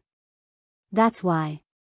Prince Curtis smiled bitterly and was about to say more when a roar shook the sky. Roar. Another one is coming for me. Curtis turned around and looked at the path. Even though the monster wasn't visible yet, the granules of sand on the path started to jump. As expected, a giant hydra-like creature was approaching him at a quick speed. Prince Curtis clenched the key in his hand and floated to the gate. Since Varian was there, he also took Varian with him, and they both landed in front of the gate. Go back. For you, this isn't a trial, it's a death sentence. Prince Curtis said as he opened his palm. The golden key in his palm started to glow. Go back. Varian muttered, seemingly in confusion. That gate we came through, it's still open. Prince Curtis pointed to the blue vortex nearby. Since you're a level 7 dual awakener, you must be older than me. So, don't take a stupid risk. Run away now, and you can live to see another day. Prince Curtis said, and his body was covered in a golden light. You're a space awakener, so teleport. Before he could finish his words, he disappeared. Roo. The hydra-like beast emerged and was about to roar but stopped abruptly. Varian observed the beast carefully. There was a shining golden light coming from the central snakehead. The key to the palace. Varian's eyes lit up, and as if sensing his excitement, the hydra's 9 heads turned to him. The air turned still. Strong. Varian felt tremendous pressure from the beast's display of strength. He had 0 chance of winning with his current strength. If 1 or 2 of his paths reached level 7, that would be a different story. But now, I need to escape. Varian channeled his spatial power and was about to teleport when the Hydra observed Varian for a few more seconds, as if confirming something. Then it roared. Just as Varian was about to teleport, it turned around and, without hesitation, returned to the forest. Wait, but why? Varian's mind was a mess. His gaze inadvertently landed on the giant screen. Welcome to the royal garden. Prove your worth to enter the palace. Varian's eyes widened. Wait a minute. Ruins. The first thing that comes to mind when hearing this word is treasure. Treasures so great that they could change your fate in an instant. Great enough to transform even a weak awakener into a formidable one. Naturally, ruins inspired stories of hope. Stories that kept even those at the bottom going.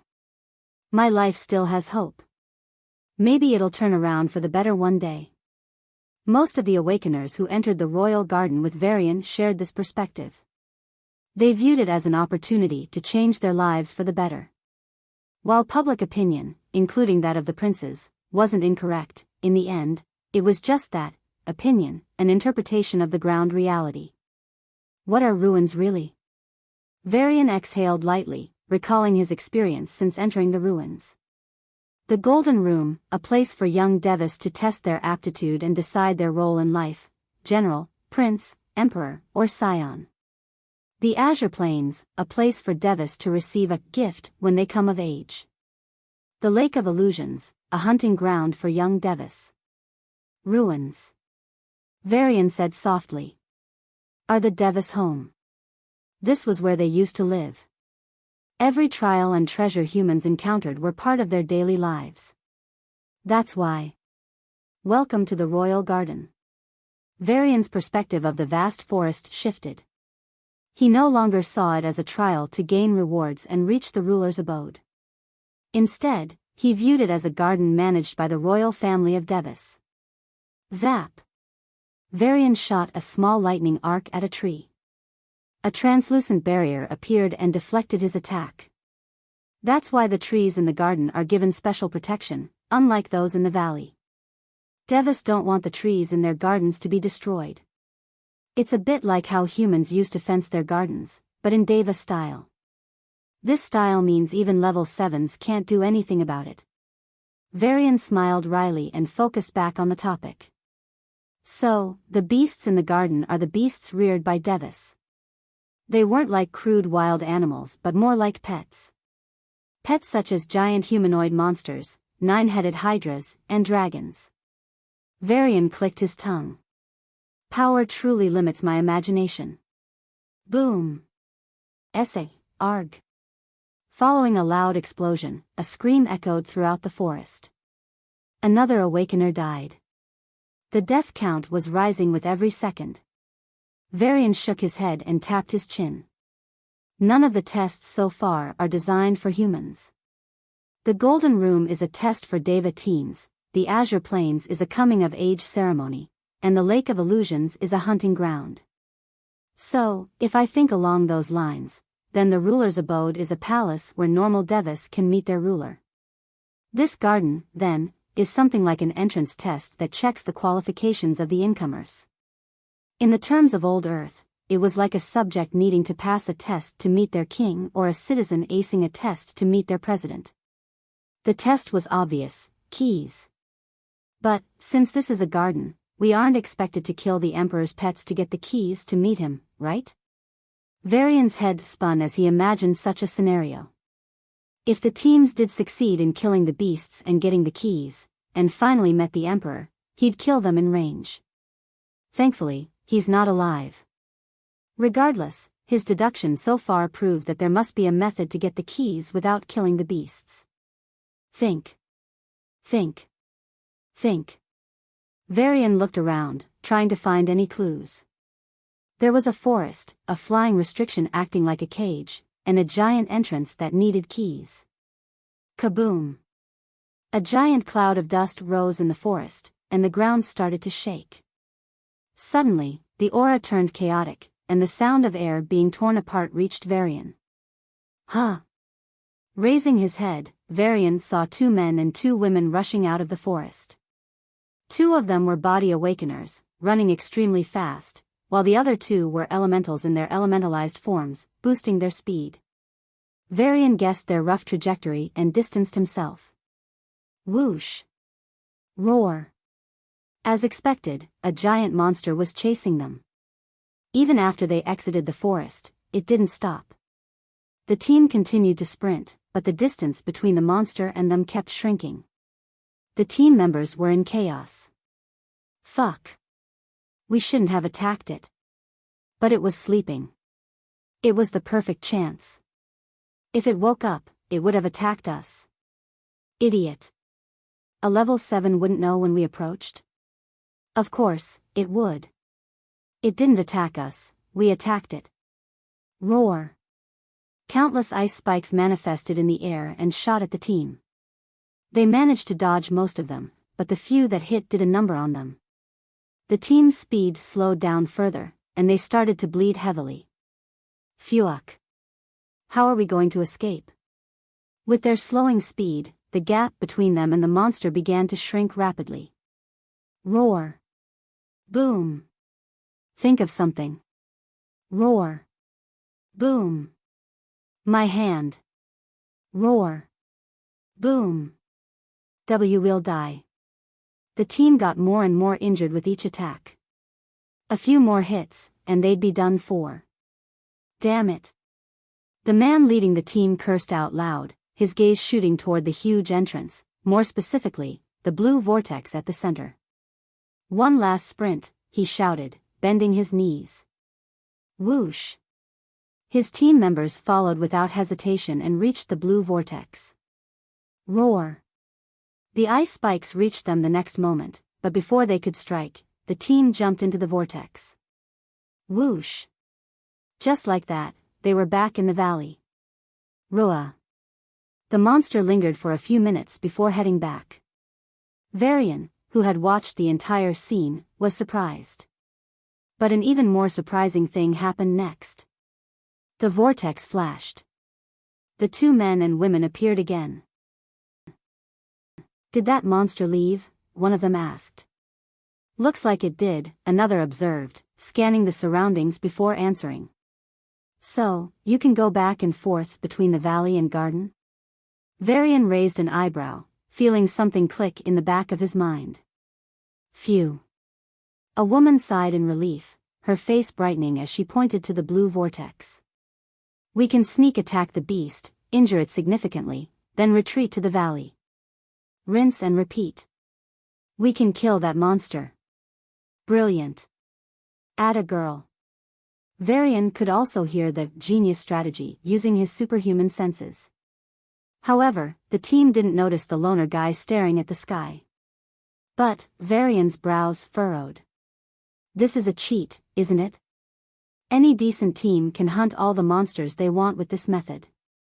If so, then his thought process of a method to win the trial without killing beasts needed to be discarded.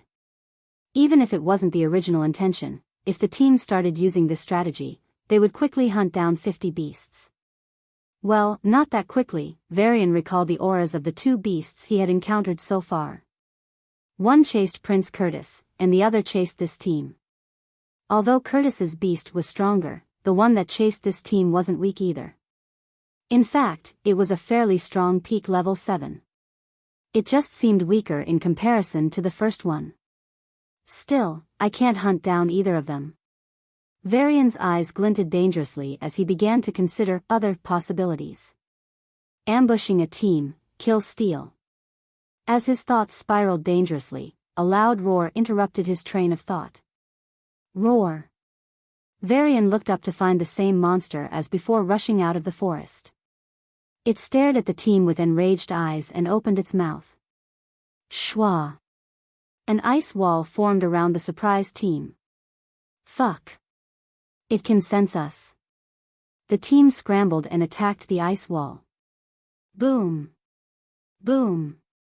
The ice wall refused to budge, while the monster started to approach them in quick strides. Focus on one place, the team leader ordered, and the team complied. The two body awakeners punched the same spot in succession, followed by a lightning spear and a fire spear striking the same spot. Ka. Kacha. The ice wall cracked, and the team jumped into the blue vortex, escaping for their lives. Roa. Right after they left, the monster reached the area. Frustrated, it let out a roar and stayed for a few minutes before returning to the forest. After it left, a few other monsters appeared. They checked the area as if searching for someone but only found Varian sitting in a corner. Ra. Cree. With a confused roar, they returned. Varian watched everything like a mute spectator. But his lips curled up ever so slightly. Their strategy is invalid since the beasts they attack can sense them. Now, Varian was smiling brightly. But a thought crossed his mind, and his smile vanished. What if Team A attacks the monster, escapes, then Team B attacks the monster, and so on? Sooner or later, the monster will die if the teams take turns. Things seem to worsen. If teams cooperated, things could speed up. Once you kill a monster, every other monster in the vicinity chases. That's why.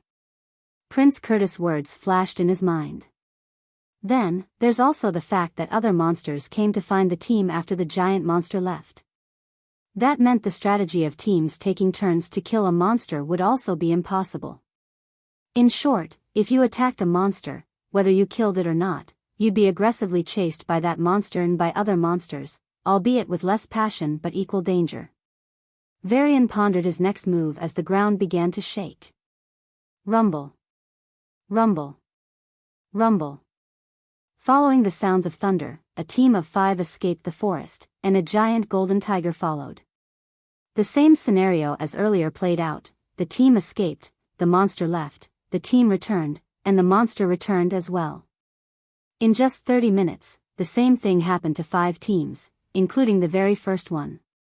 Varian confirmed what he wanted and decided to start. Besides, he didn't have much time. In those 30 minutes, 5 members left with keys. Even though it's only 6 out of 50, I think they'll figure something out, Varian thought. A more efficient way to kill the monsters. Besides, didn't they gain a treasure or 2 in the ruins so far? I need to get it done. Varian kicked the ground and shot forward. But instead of heading to the forest, he reached the blue vortex. The world turned blue, and the next second, Varian found himself in the valley. The aura was heavy, weighing on him like a log. Hey! You backed off too. Good for you. Even we can't win, someone said. Near the blue vortex, about 10 members gathered, seemingly unwilling to leave for some reason. Varian nodded slightly at their words and looked back at the blue vortex. Hey, we tried going back, but all the monsters are chasing us like crazy. Give up, dude. You surviving this far is a blessing in itself, a woman kindly advised. Perhaps, Varian replied, shrugging and shooting deeper into the valley. Soon, he found a few high-level level 7 wolves. Wolves. I hate wolves and foxes too. Clicking his tongue, Varian checked the surroundings just in case. No one was around. Then, Varian's lips curled into a dangerous smile. 5 minutes later, the last wolf faced Varian. As the leader of the pack, it was significantly stronger. Even among high-level 7s, it would fall in the middle. Such a monster. A wolf. The wolf shrieked in fear. It had never encountered such an enemy. The space around it tightened, and its head throbbed as if pierced by needles.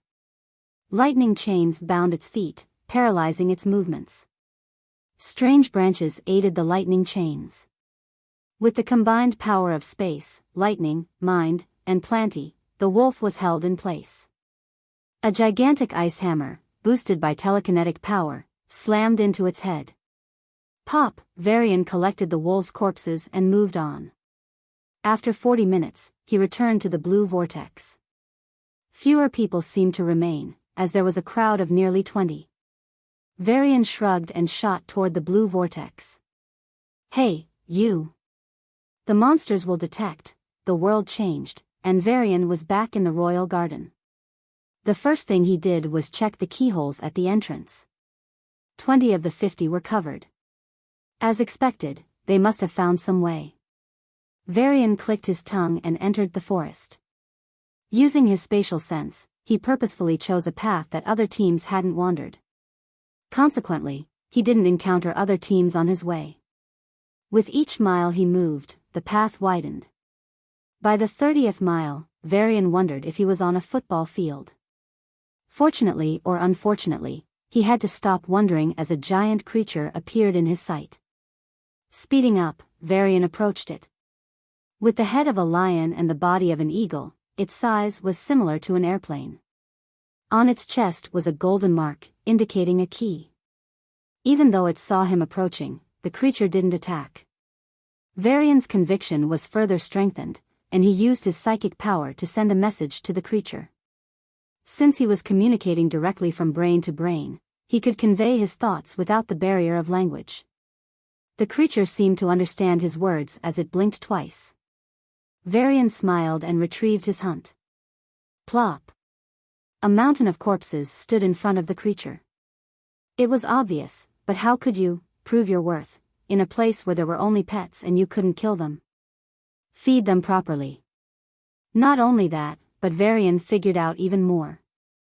Where do you feed them from? These monsters need a lot of food. And that's why the valley existed. If his logic was correct, then when Devis still existed, you were supposed to hunt the creatures in the valley and feed them to the pets. The one who fed the best meat would gain approval and prove their worth, earning a meeting with the ruler.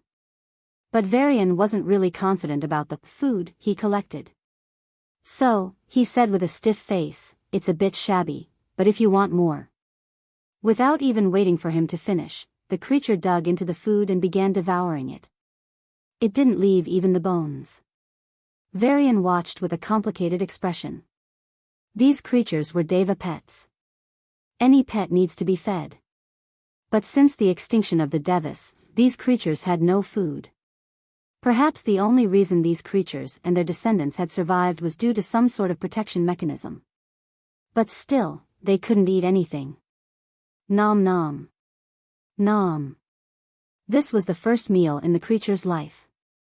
Varian felt like he was feeding an abandoned orphan. Shit. Don't think too much. He shook his head and waited for the creature to finish. He didn't have to wait long. It took just 1 minute for the creature to slurp the blood from the last item. Then it looked at Varian, a being considerably weaker than itself. Without hesitation, the creature slapped its chest, and the key flew into Varian's hands. It then stood up and roared. Varian opened his mouth in surprise. What? You want to escort me to the gate? The creature blinked twice. Varian never thought lions could be so cute. I won't decline, but can you hide me in your fur? I don't want to stand out too much. With a laugh, he hopped onto its back, and the creature flapped its wings. Whoosh! In the blink of an eye, they exited the forest and reached the entrance. Wah! Who provoked it? We didn't fight this one. Shouldn't non-attacked monsters react slowly? The small crowd panicked. Everyone, let's take it down, a man shouted in a deep voice, and the teams organized themselves. Seeing this, Varian was a bit worried. But the creature seemed to sense his concern and roared, exuding a burst of confidence. The sources of the confidence revealed themselves. 20 beasts emerged from the forest and rushed at the teams. Fuck. Fuck. Fall back. Fall back. They ran into the blue vortex. The creature stopped in front of the giant entrance. Varian stood up and pointed the key at the gate. He just needed to touch the gate with the key to leave, but... Varian looked back at the 20-odd creatures that had come to help. Even though it was to help the cute lion, they indirectly helped him too. Moreover, Varian felt a sense of pity toward these creatures abandoned by their masters. With a sigh, he jumped down and entered the blue vortex. Hey, you! Varian ignored the sharp call and threw himself into the valley. He started hunting monsters like crazy. He knew he was wasting time, he should be going. He already had the keys. But for some reason, he allowed his emotions to get the better of him. Just this once, he told himself. Anyway, I have the key. There's no need to worry too much. He managed to convince himself. After 2 hours, Varian entered the blue vortex under the surprised gazes of the crowd of 30. Here. Dozens of piles of carefully burnt meat appeared before the 20 beasts. Varian used a bit of fire and his telekinetic power to prepare it quickly. Of course, he wouldn't call it skilled, but, nom. Nom. Nom.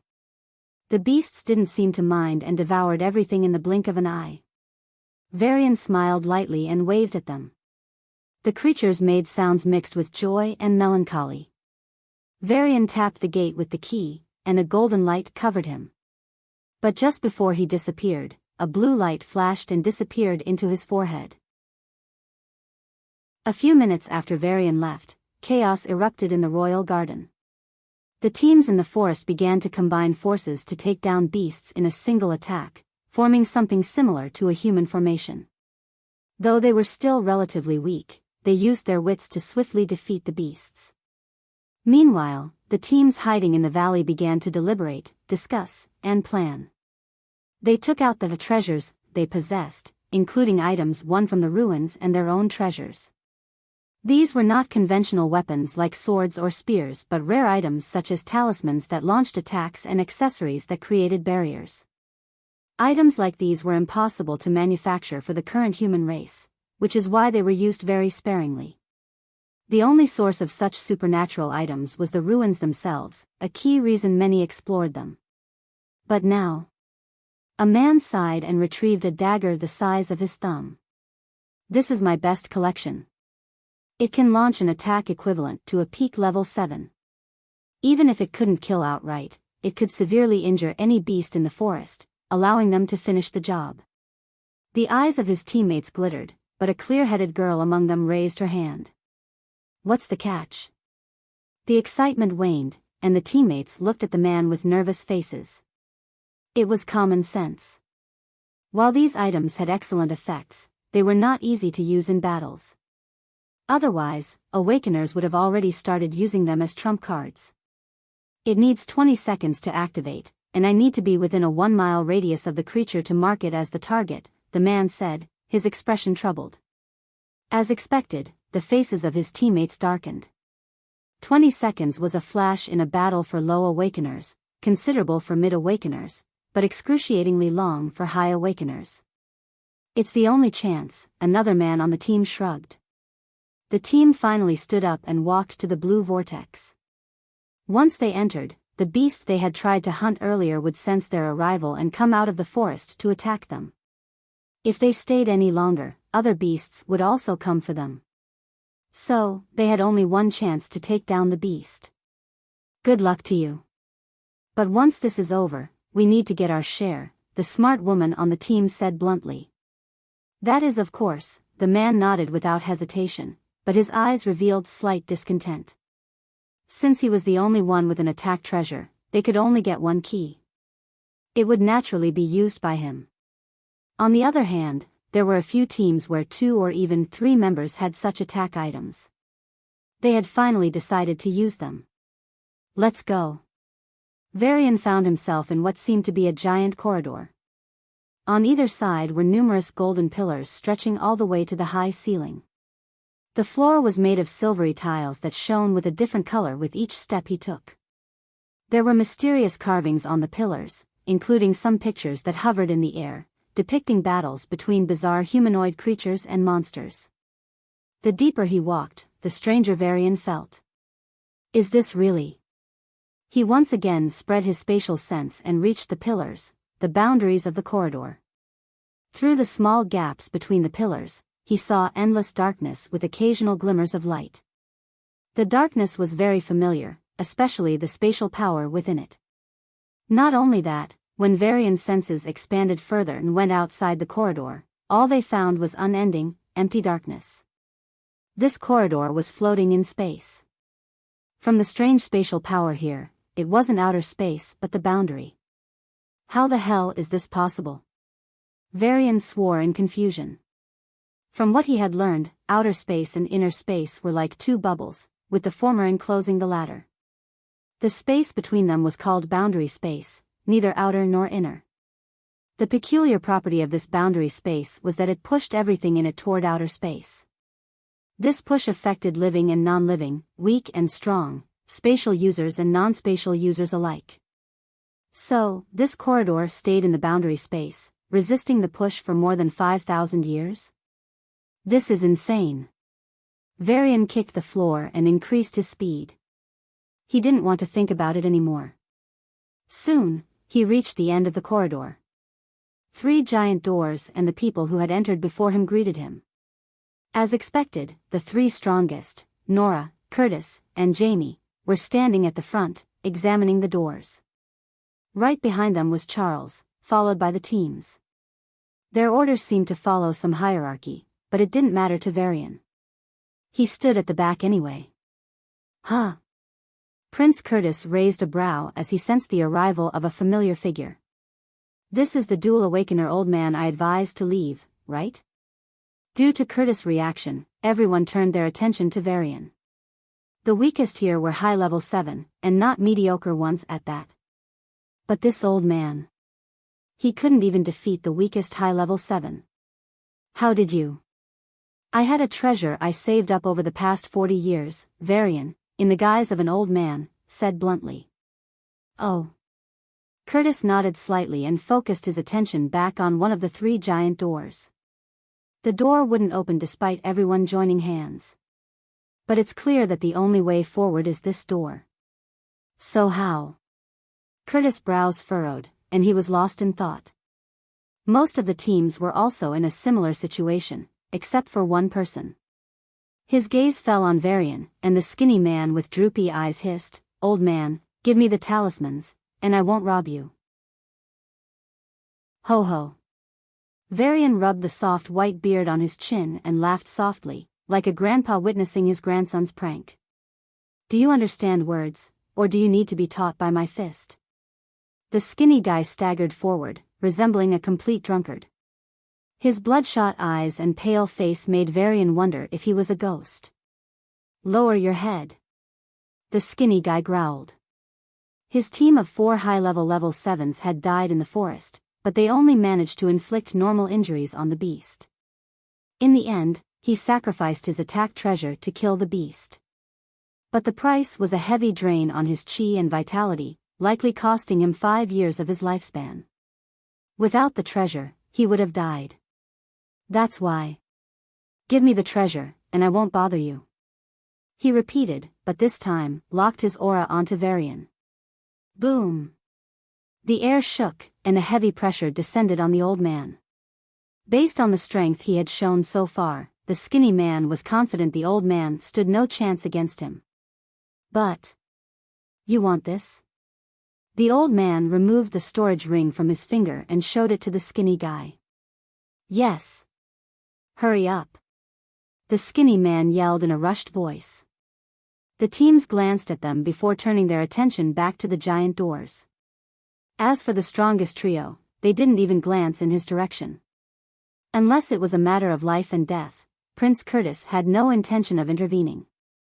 It was a bit hypocritical, but after unexpected difficulties and setbacks in the royal garden, Prince Curtis was more cautious. The same went for everyone else. So, they did nothing when Varian was coerced. Okay. Varian stretched his hand holding the storage ring towards the skinny guy. He was laughing inside. While everyone used storage accessories, including storage rings, Varian had no use for them. He used a ghost ship. Even though it's not working right now, he was still able to put the items in the ghost ship and take them out. Compared to the ghost ship, these storage items were a joke. The skinny guy stretched his hand toward the storage ring while his spatial sense scanned the old man. There are no other storage devices. He only has this storage ring. He concluded, and his lips curled further. This meant he'd be getting all the treasures of that old man. Yuck. The skinny man began to laugh as he touched the storage ring, but his jaw dropped and his eyes widened the next moment. With a flick of his finger, Varian shot the storage ring out of the corridor. It entered the dark boundary space and disappeared in the blink of an eye. Why you? The skinny guy looked at Varian with venomous eyes. Varian, however, simply smirked. For some reason, he thoroughly enjoyed the man's fall from joy to despair. I shouldn't be such a sadist, but this guy deserves it. Shaking his head, Varian also focused on the giant door. The skinny guy debated teaching Varian a lesson, but the sound of footsteps interrupted his thoughts. He didn't know that if he really tried, Varian would have mopped the floor with him. Tap. Tap. Tap. One by one, 29 people reached the end of the corridor. Even though he expected it, Varian was still surprised that 50 people really managed to pass the trial. Thankfully, we used the guys who just reached the end of the valley. A member explained their strategy to the existing ones. Besides the 100 who entered the royal garden, there were other level 7s in the valley, around 30 of them. These people didn't reach the end of the valley in time. But when they did, they were recruited by the team and sent to the royal garden. They would provoke a monster and run all the way to the blue vortex to escape. Then, the teams waiting in the valley would jump into the vortex and take the monster by surprise. In fact, several teams cooperated in such attacks. While the elite teams used attack treasures, the teams without such treasures used this tactic. In the end, out of the 130 people in the valley, 20 died, 50 entered the corridor, and 60 were disqualified. So that's how it is. Prince Curtis nodded at their explanation. Then, he pointed to the 3 giant doors with a troubled expression. With a flick of his finger, a massive invisible force pushed against a door, but it remained still. We don't know the conditions to enter, Prince Jamie sighed. Lame, Princess Nora clicked her tongue. Charles didn't speak a word but calmly observed everyone on the field, as if he was searching for someone. Dreamer, Varian. His eyes narrowed as he noted a few suspicious figures. He had a single treasure that could reveal any disguise, but it was one-time use. So, he decided to narrow down the list further before finding his dear enemy. Since we're made to wait, I think there are other tests. Varian, I hope you pass them all. Then, I can kill you myself. His heart burned, but he kept his cool. His gaze then stopped on an old man, the same one who had provoked him. Sensing his gaze, the old man hurriedly moved to the side. Coward. You challenged me before, but now, you can't even look me in the eye. Charles snickered and returned his gaze to the doors. At the end of the crowd, Varian struggled to control his breathing. He didn't dare to look at Charles. Because if he did, I'll kill this son of a bitch. Arg. Varian's blood boiled with rage, and he barely controlled himself. Everyone tried their best to open the doors, but after 30 minutes, they all gave up. Ho ho. So many subjects. A burst of aged laughter echoed in the corridor, and an old man appeared before the crowd. In a large blue robe, with a white beard that reached his chest, the old man looked at the 50 members with glittering eyes. The crowd forgot to breathe. They never expected a creature to be inside this place. How could any deva still be alive? Weren't they extinct 5,000 years ago? As their doubts piled up, the strongest among them noticed a peculiarity. He doesn't have any signs of life. The old man was a puppet. As the eternal servant of the crown prince, I'm delighted to direct you to his throne hall. The old man bowed lightly. Crown prince? Isn't this the ruler's abode? Shouldn't we meet the king or emperor? The crowd raised their eyebrows in confusion, and their eyes widened further. Is he alive or not? A sense of unease filled the air. He's a puppet. Chill out. The psychics in the group informed everyone, and the tense atmosphere cooled down. While I'm delighted, I can't allow just anyone to meet the prince. The old man straightened his back and said in an authoritative tone. A huge pressure filled the air, and everyone began to sweat instinctively. Peak level 9? This old man, no, this puppet was a powerhouse. The first shortlisting was the royal garden. The second. The old man's eyes narrowed as he pointed to the far left door. Strength. If you're confident in your strength, enter that door. You'll encounter strong opponents. Don't worry, your opponent's realms will vary in relation to your own. Smiling amicably at the crowd, he pointed to the far right door. Wit. If you're confident in your intellect, enter through this door. Clear the challenges, and you can meet the prince. Then, he finally pointed to the middle door. Strength and wit. If you want to fight, but do so with intelligence. Enter this door. The crowd carefully digested his words, and one of them raised a hand. Once we enter a door, can we return and pick another? A woman asked meekly. The old man gave her the most sincere smile. Such a good joke, little one. Once you enter, you either meet the prince or meet death. That's it. Hyuk. His words caused a portion of the crowd to flinch and step back. In the crowd, a middle-aged man mumbled with a pale face, "What the hell is this? Which prince would be so crazy?" His words were cut off abruptly as a thin red line appeared on his neck. The next moment, his head rolled on the ground and turned to ashes. Oops. The old man covered his face. Then, he looked at the crowd with feigned panic. "I'm really sorry. It's been so long since anyone talked to me that my old habits are coming up again." No one made a sound. Even the strong trio held their breaths. They couldn't even sense how the old man had killed someone right in front of their eyes. In other words, they weren't confident they could stop him if he wanted to kill them. Really, it's been so many years that this old servant lost his temper. "I swear I wasn't like this," the old man explained, but there wasn't a trace of remorse on his face. 10 minutes passed as the old man continued to excuse his behavior. Finally, he stopped and looked at the pale crowd. "If anyone had interrupted me, I'd have killed them. Young people are no fun." His words caused the crowd to fall silent, and some even paused their breathing. "I was kidding. Ha ha ha." The old man laughed and snapped his fingers. Creak. With a creaking sound, the 3 giant doors opened. "Now, go to the Crown Prince's Hall." Sia, along with the crowd, exhaled as the old man in a black dress disappeared. In front of them stood 3 giant doors. Strength. Wit. Strength and wit. "I'm strong, but if they gauge my strength by all my paths, I'll lose without a doubt." Sia felt a headache.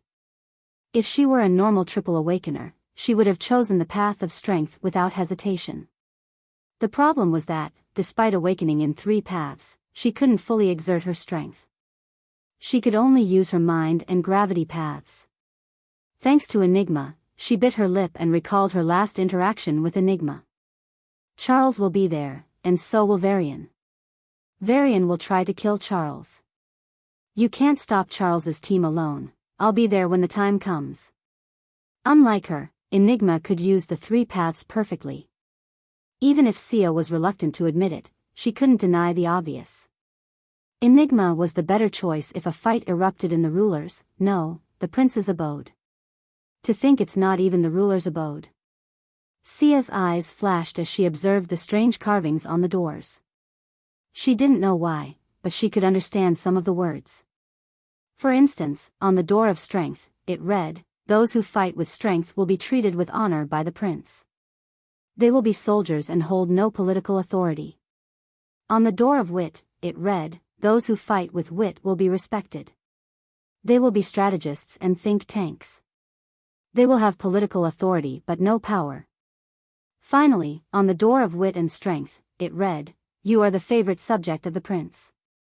You can even become a general and hold both political authority and power."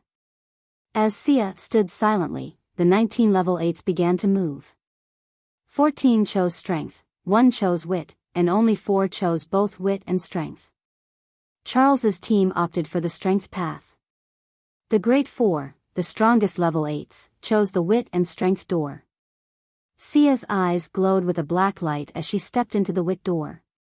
In front of her was a jigsaw puzzle garden with multiple routes. Sia had visited several of these with Varian and was familiar with them. However, the familiarity ended there. The plants on either side were psychics and continuously exuded their mental power to trap Sia in an illusion. At the same time, a voice echoed in her mind, *, this is a test of wit using your mind path. If you don't find the right path in 30 minutes, the monsters held in all paths but one will be released, *. Roar. Following the voice, a roar reverberated, shaking the world, and a terrifying pressure descended on Sia. Frowning at the pressure, she clenched her fists. Focus. Focus. She extended her psychic sense to detect the traces of aura along each path. According to the announcement, except for one path, she would encounter monsters on all paths. So, she used her sense to determine which path was free of monsters. Originally, it would have been an easy task. However, the psychic plants were interfering with Sia's psychic sense, making the entire garden a challenge.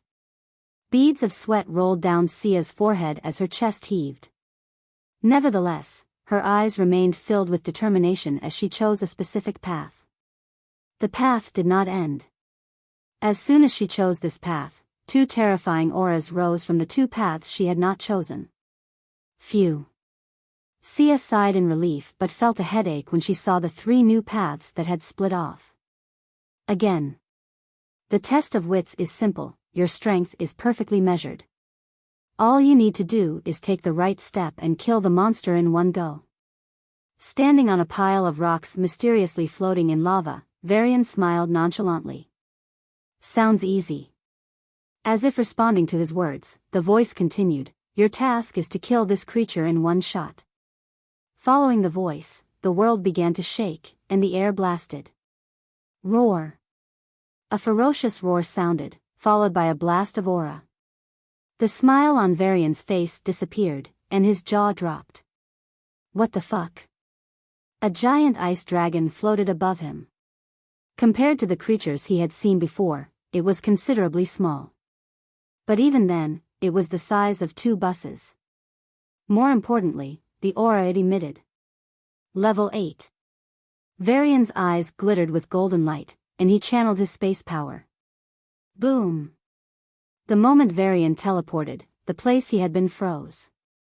It was so cold that even the lava failed to melt the ice. Instead, the ice started to cool down the lava. Sweat trickled down Varian's forehead, and his heart pounded like crazy.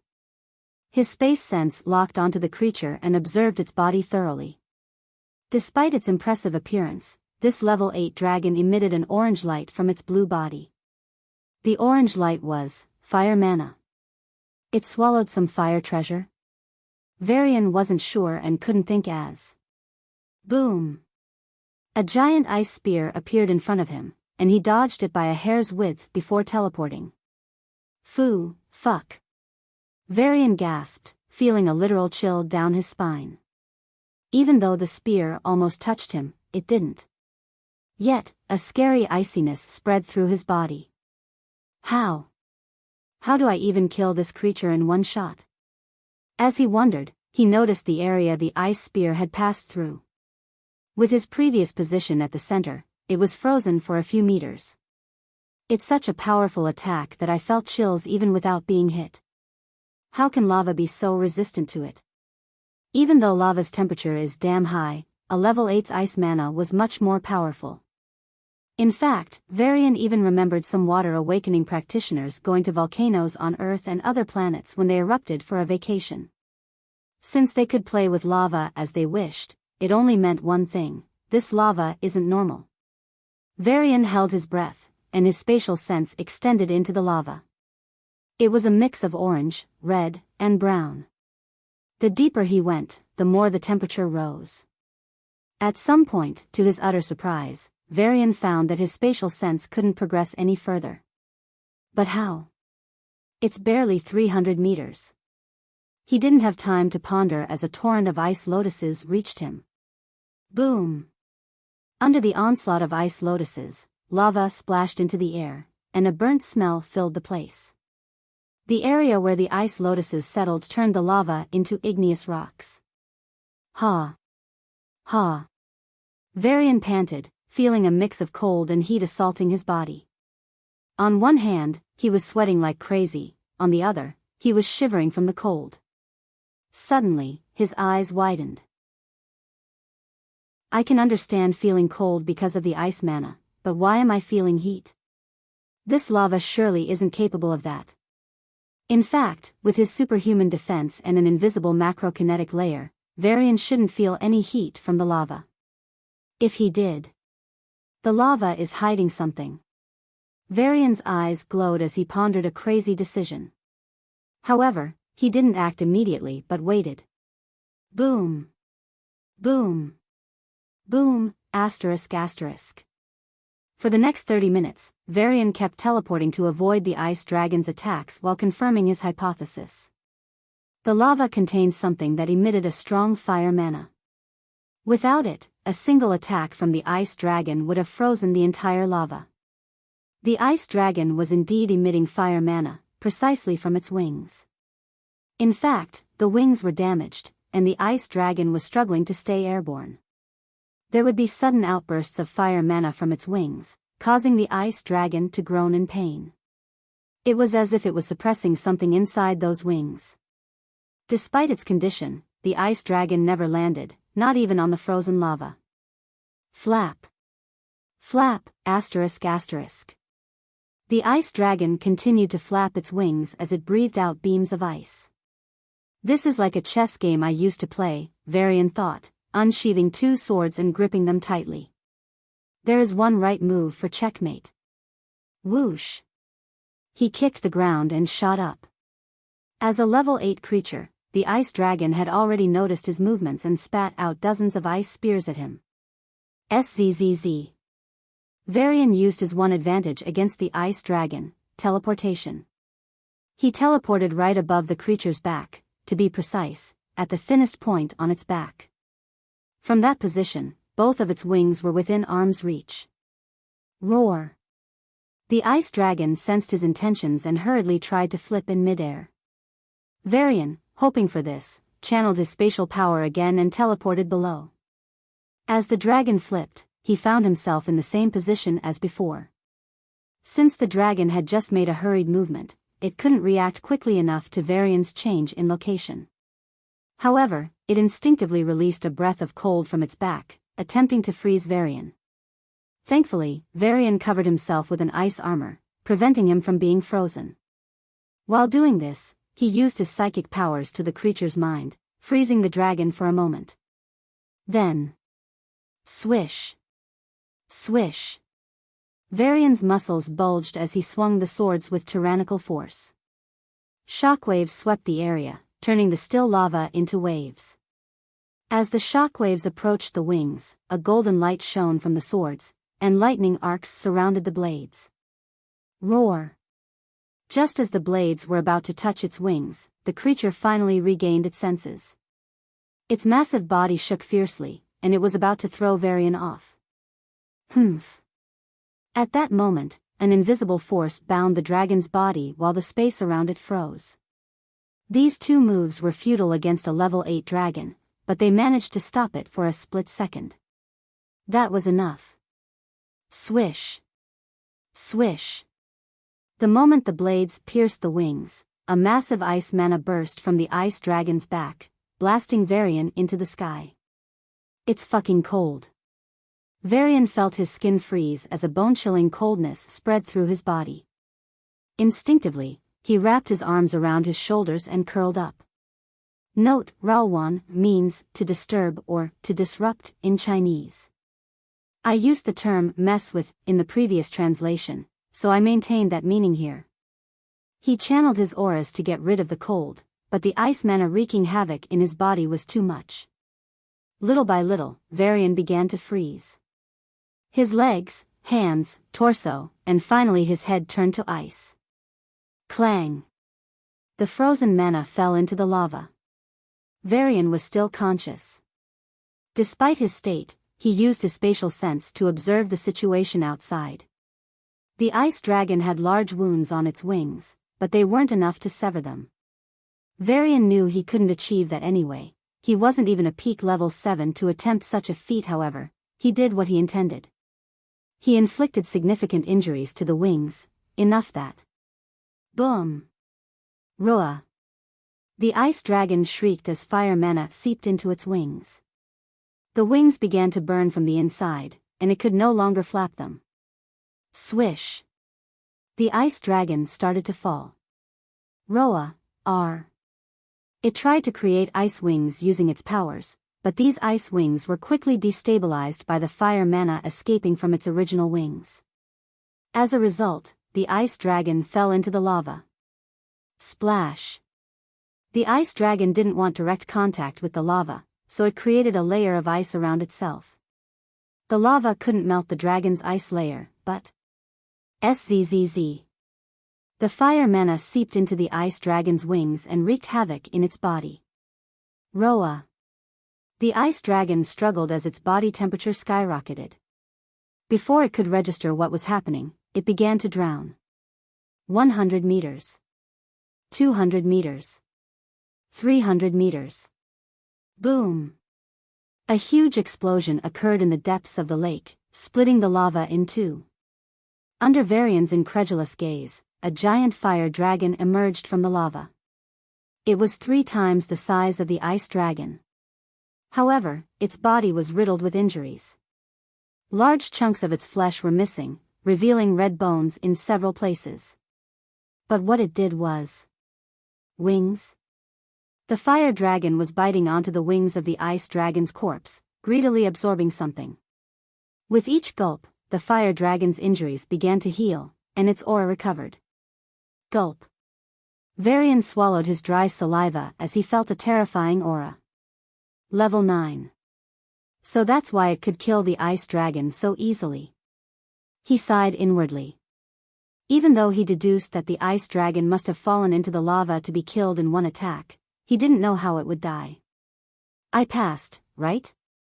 Varian tried to get up, but he was completely frozen. Even with all his powers, he couldn't break the ice from a level 8. What now? As he wondered, the fire dragon turned its gaze to him. Varian's hair stood on end, and he felt his heart drop. Son of a bitch. Don't tell me. The red dragon tapped its giant claw in his direction, and Varian prepared to jump into the ghost ship. There was a risk he wouldn't be able to come out, but that was better than dying here. Just as he was about to do that, he realized the dragon wasn't trying to attack. Huh. SZZ. The ice began to melt, and in surprise, Varian forgot to maintain the telekinetic barrier. As a result, his skin came in direct contact with the lava. Ouch! Varian quickly teleported into the air and created lightning wings to float. His body transformed into planty form, and his burns healed in the blink of an eye. The fire dragon jumped back into the lava, and Varian waited for the announcement. But what came first was a familiar blue screen: Water Path Level 7, 3K/10K, plus 500 XP. That's generous, Varian clicked his tongue. If that fire lizard didn't save you, you had no chance of breaking out of that ice. I could have escaped to the ghost ship. It's suppressed in the ruins. So, you won't be able to come out until someone enters this place and takes it out. Varian's excitement dropped. You passed the test. The voice announced. Welcome to the Prince's Throne Hall. While Varian passed the test and entered the Prince's Throne Hall, others were still struggling. However, some were not struggling at all. It wasn't that they had it too easy, but that they had it so hard they didn't even try. I'm already lucky to have made it this far. I don't want to risk my life anymore. A woman with a pale complexion wrapped her arms around her shoulders and said. Anyone who saw her pitiful expression would feel an urge to protect her. And that's how she managed to come so far. Outside the valley, a friend of hers found an extra key for her. In the valley, she followed behind people her family knew. In the royal garden, she used an attack talisman she received as a birthday gift. But now, I can't. Looking at the giant door, she bit her lip. Somehow, she had a better sense of this trial, or the so-called meeting, than others.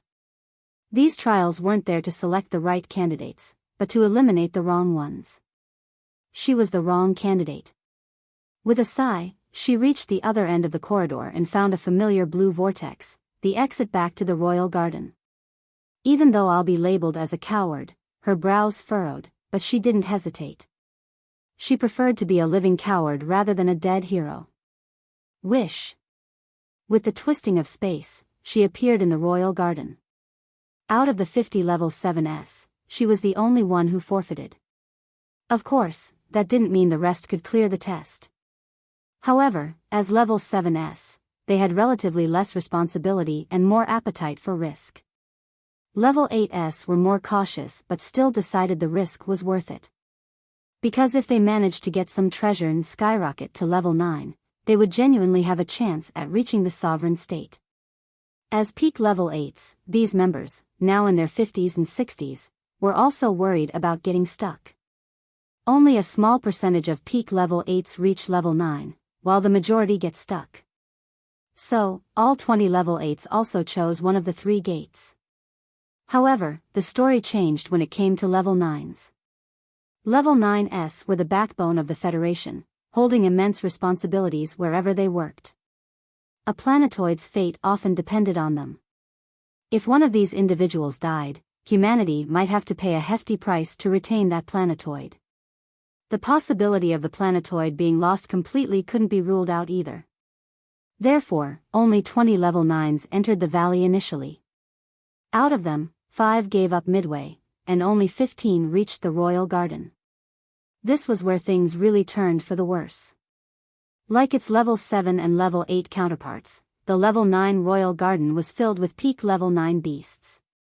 The problem, however, was that only 2 of the 15 who made it to the royal garden were peak level 9s. To begin with, there were very few peak level 9s in the entire Federation, and each was tasked with heavy responsibilities. Most of them didn't have time for the ruins, and those who did were reluctant to risk their lives. A very important factor affecting their decision was the lack of suitable treasures. Unlike level 7s and even level 8s, they didn't have attack talismans. After all, an item that could project attacks of a peak level 9 was incredibly rare and strategic. But they didn't give up. Putting aside their differences, they cooperated and managed to slay 4 beasts. Thus, 2 peak level 9s and 2 high level 9s entered the corridor and were introduced to the giant doors by a purple-robed old man. Unlike the level 7s and level 8s, a peak level 9 asked the old man a crucial question. What are my odds of survival? The old man in purple gazed at the hooded level 9 from head to toe. As Charles's protector, the hooded man had done his best so far. However, he couldn't risk his life so easily. His life was not his own, but belonged to the Xanders. Your odds for the mind gate are 0, the strength gate is 20, and the strength and wit gate is 10, the old man answered with a smile. The hooded man fell silent as the sound of heavy breathing filled the air. Clenching his fists tightly, he seriously considered his decision. You have a considerable chance of meeting the prince. Go ahead, the old man beckoned. The hooded man stayed silent for a few moments before loosening his fists and sighing. I quit. Too bad, the old man sighed but didn't stop. Instead, he pointed to the entrance of the corridor they had started from and said, There you go. The hooded man reached the blue vortex but didn't exit just yet. His gaze focused on the remaining 3 level 9s. Those 3 belonged to different factions and were supporting one prince or another. If they entered, he'd be forced to enter to support Charles, despite the risks. Although there was news that their levels would be suppressed inside, a level 9 had a lot of experience compared to level 7s.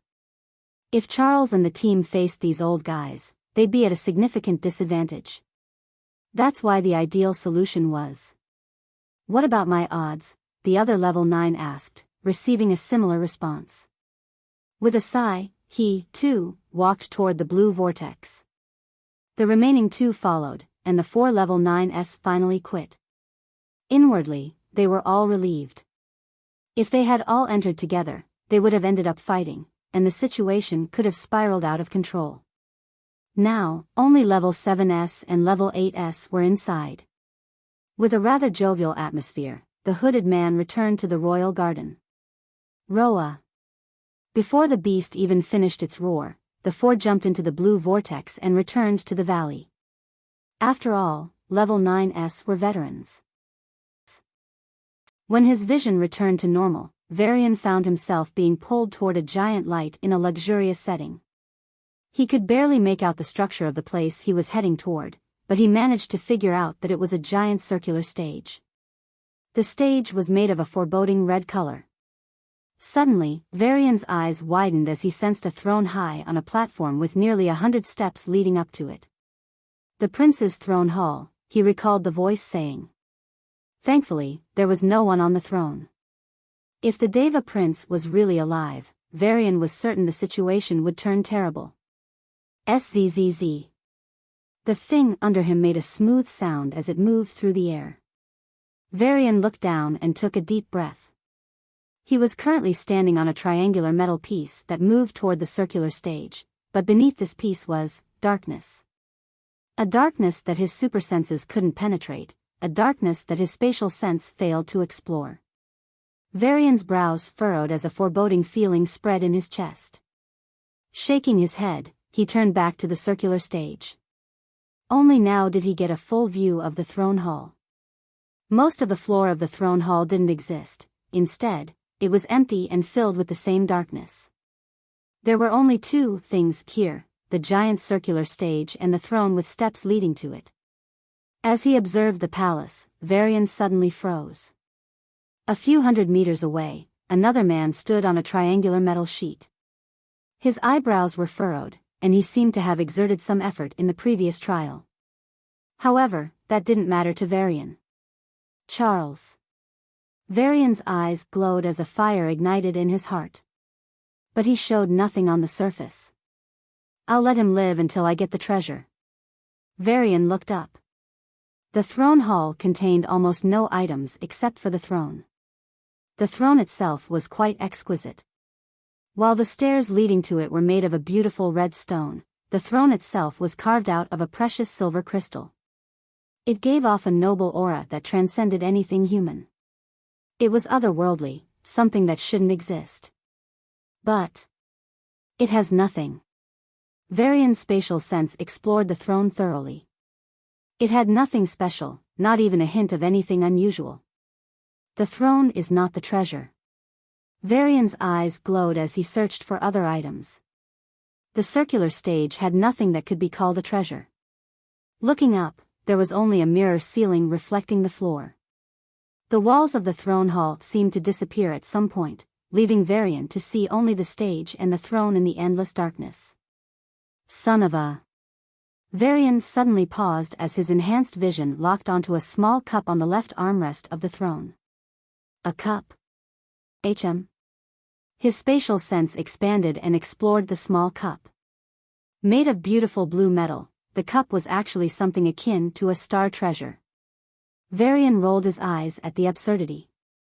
But regardless of his personal feelings, his spatial sense checked the cup thoroughly and suddenly paused. There was a single drop of crystalline blue liquid inside the cup. Just one drop. But... fuck. Charles cursed as he sniffed towards the throne. Apparently, he too had detected something precious in the cup. Varian's expression darkened. Is he a dog to sniff that out? Oh, right, he's not much different. After noticing the treasure, Varian naturally wanted to make the first move. He locked his spatial sense onto the throne and tried to teleport, but, his teleportation was blocked. He couldn't see what was stopping him or how, but Varian couldn't deny the sense of nostalgia. The entity causing him this feeling seemed to be all-seeing or something close. Like the abyss was suppressing humans, this entity was suppressing his powers. Heaven's will? Varian's lips twitched. Are all my powers blocked? A couple of checks from his other senses proved they were functioning perfectly. So the only restriction was related to the throne. Varian's best guess was that the circular stage would provide a way to reach it. Hey! A cold voice called out. Varian turned his head to look at his third most hated enemy. Even though he didn't know the benefit of the blue drop, Varian decided to win it first before sending this guy to his little brother. If they fought now, while Varian was confident in winning, he would lose the chance to win what was presumably the most important treasure of the ruler's abode. Hey! Are you deaf? Charles's cold voice was piercing. Would you ask a deaf person if he's deaf? For a young genius, you are quite silly. Varian maintained the image of the old man and laughed. Charles wasn't amused. Are my jokes out of this generation? Who are you? Pardon? Charles took a deep breath, and his aura filled the air. Those who pass the trials in the doors are sent here. How did you manage to come here so fast? Are you saying there is no one who should be your equal? Varian's lips curled up. You can't even beat a high-level 7. It makes no sense. Charles didn't respond to the provocation and instead emphasized his point. And don't even say it's luck. There's no such thing as luck. He cut off an excuse Varian was planning to use and asked again, in a deep voice, so, who are you? Varian continued to smile, but his eyes had long stopped smiling. He viewed Charles with an indifferent gaze, like one might view an ant. Seeing those indifferent eyes, Charles's blood boiled. Are you him? Who? Dreamer? Dreamer what? Varian raised a brow in confusion and looked at Charles as if he were mentally challenged. You okay in the head? You think Dreamer wouldn't use his ghost ship or something? Charles suddenly froze, as if he had been slapped. Varian continued to look at him as if he were mentally challenged and continued, You Xanders hate him, but doesn't he also hate you? If he sees you, he would rush at you, break your bones, and torture you until you cry for your parents, right? Charles glared at the old man who cursed him without actually cursing him and nodded stiffly. Right. Then what makes you think I'm that guy? You think no one has any secrets? I have my secrets. Your dad has his secrets. You have your secrets. Let's not try to pry into each other's secrets and be decent human beings, okay? Varian smiled, and his gaze softened. Even though his words were somewhat coarse, Charles felt they made sense. In fact, since he knew his talent was actually given to him, his self-esteem had been terribly hit. He swore to bury the secret. That's why Varian's words made him feel ashamed. Of course, he had no intention of apologizing. Being suspicious wasn't a bad thing. But in return, he decided not to kill the old man if they ever fought. Now I can play slowly and win the treasure before killing this bastard. Varian's lips curled, and his eyes gleamed with a cunning light. My plan is perfect. Varian snickered as the metal sheet finally reached the circular stage. Welcome. A pleasant voice sounded in their heads. You are under the watch of the prince. To show deference to his highness, your realm shall be restricted to the early stages of rank 3. Varian felt an invisible force enter his body before disappearing. Rank 3 Devis meant levels 7, 8, and 9. So, the restriction here meant their levels would be capped at level 7. Since he was a level 7 normally, it didn't affect Varian. Then, another announcement followed. Attack talismans and such are prohibited.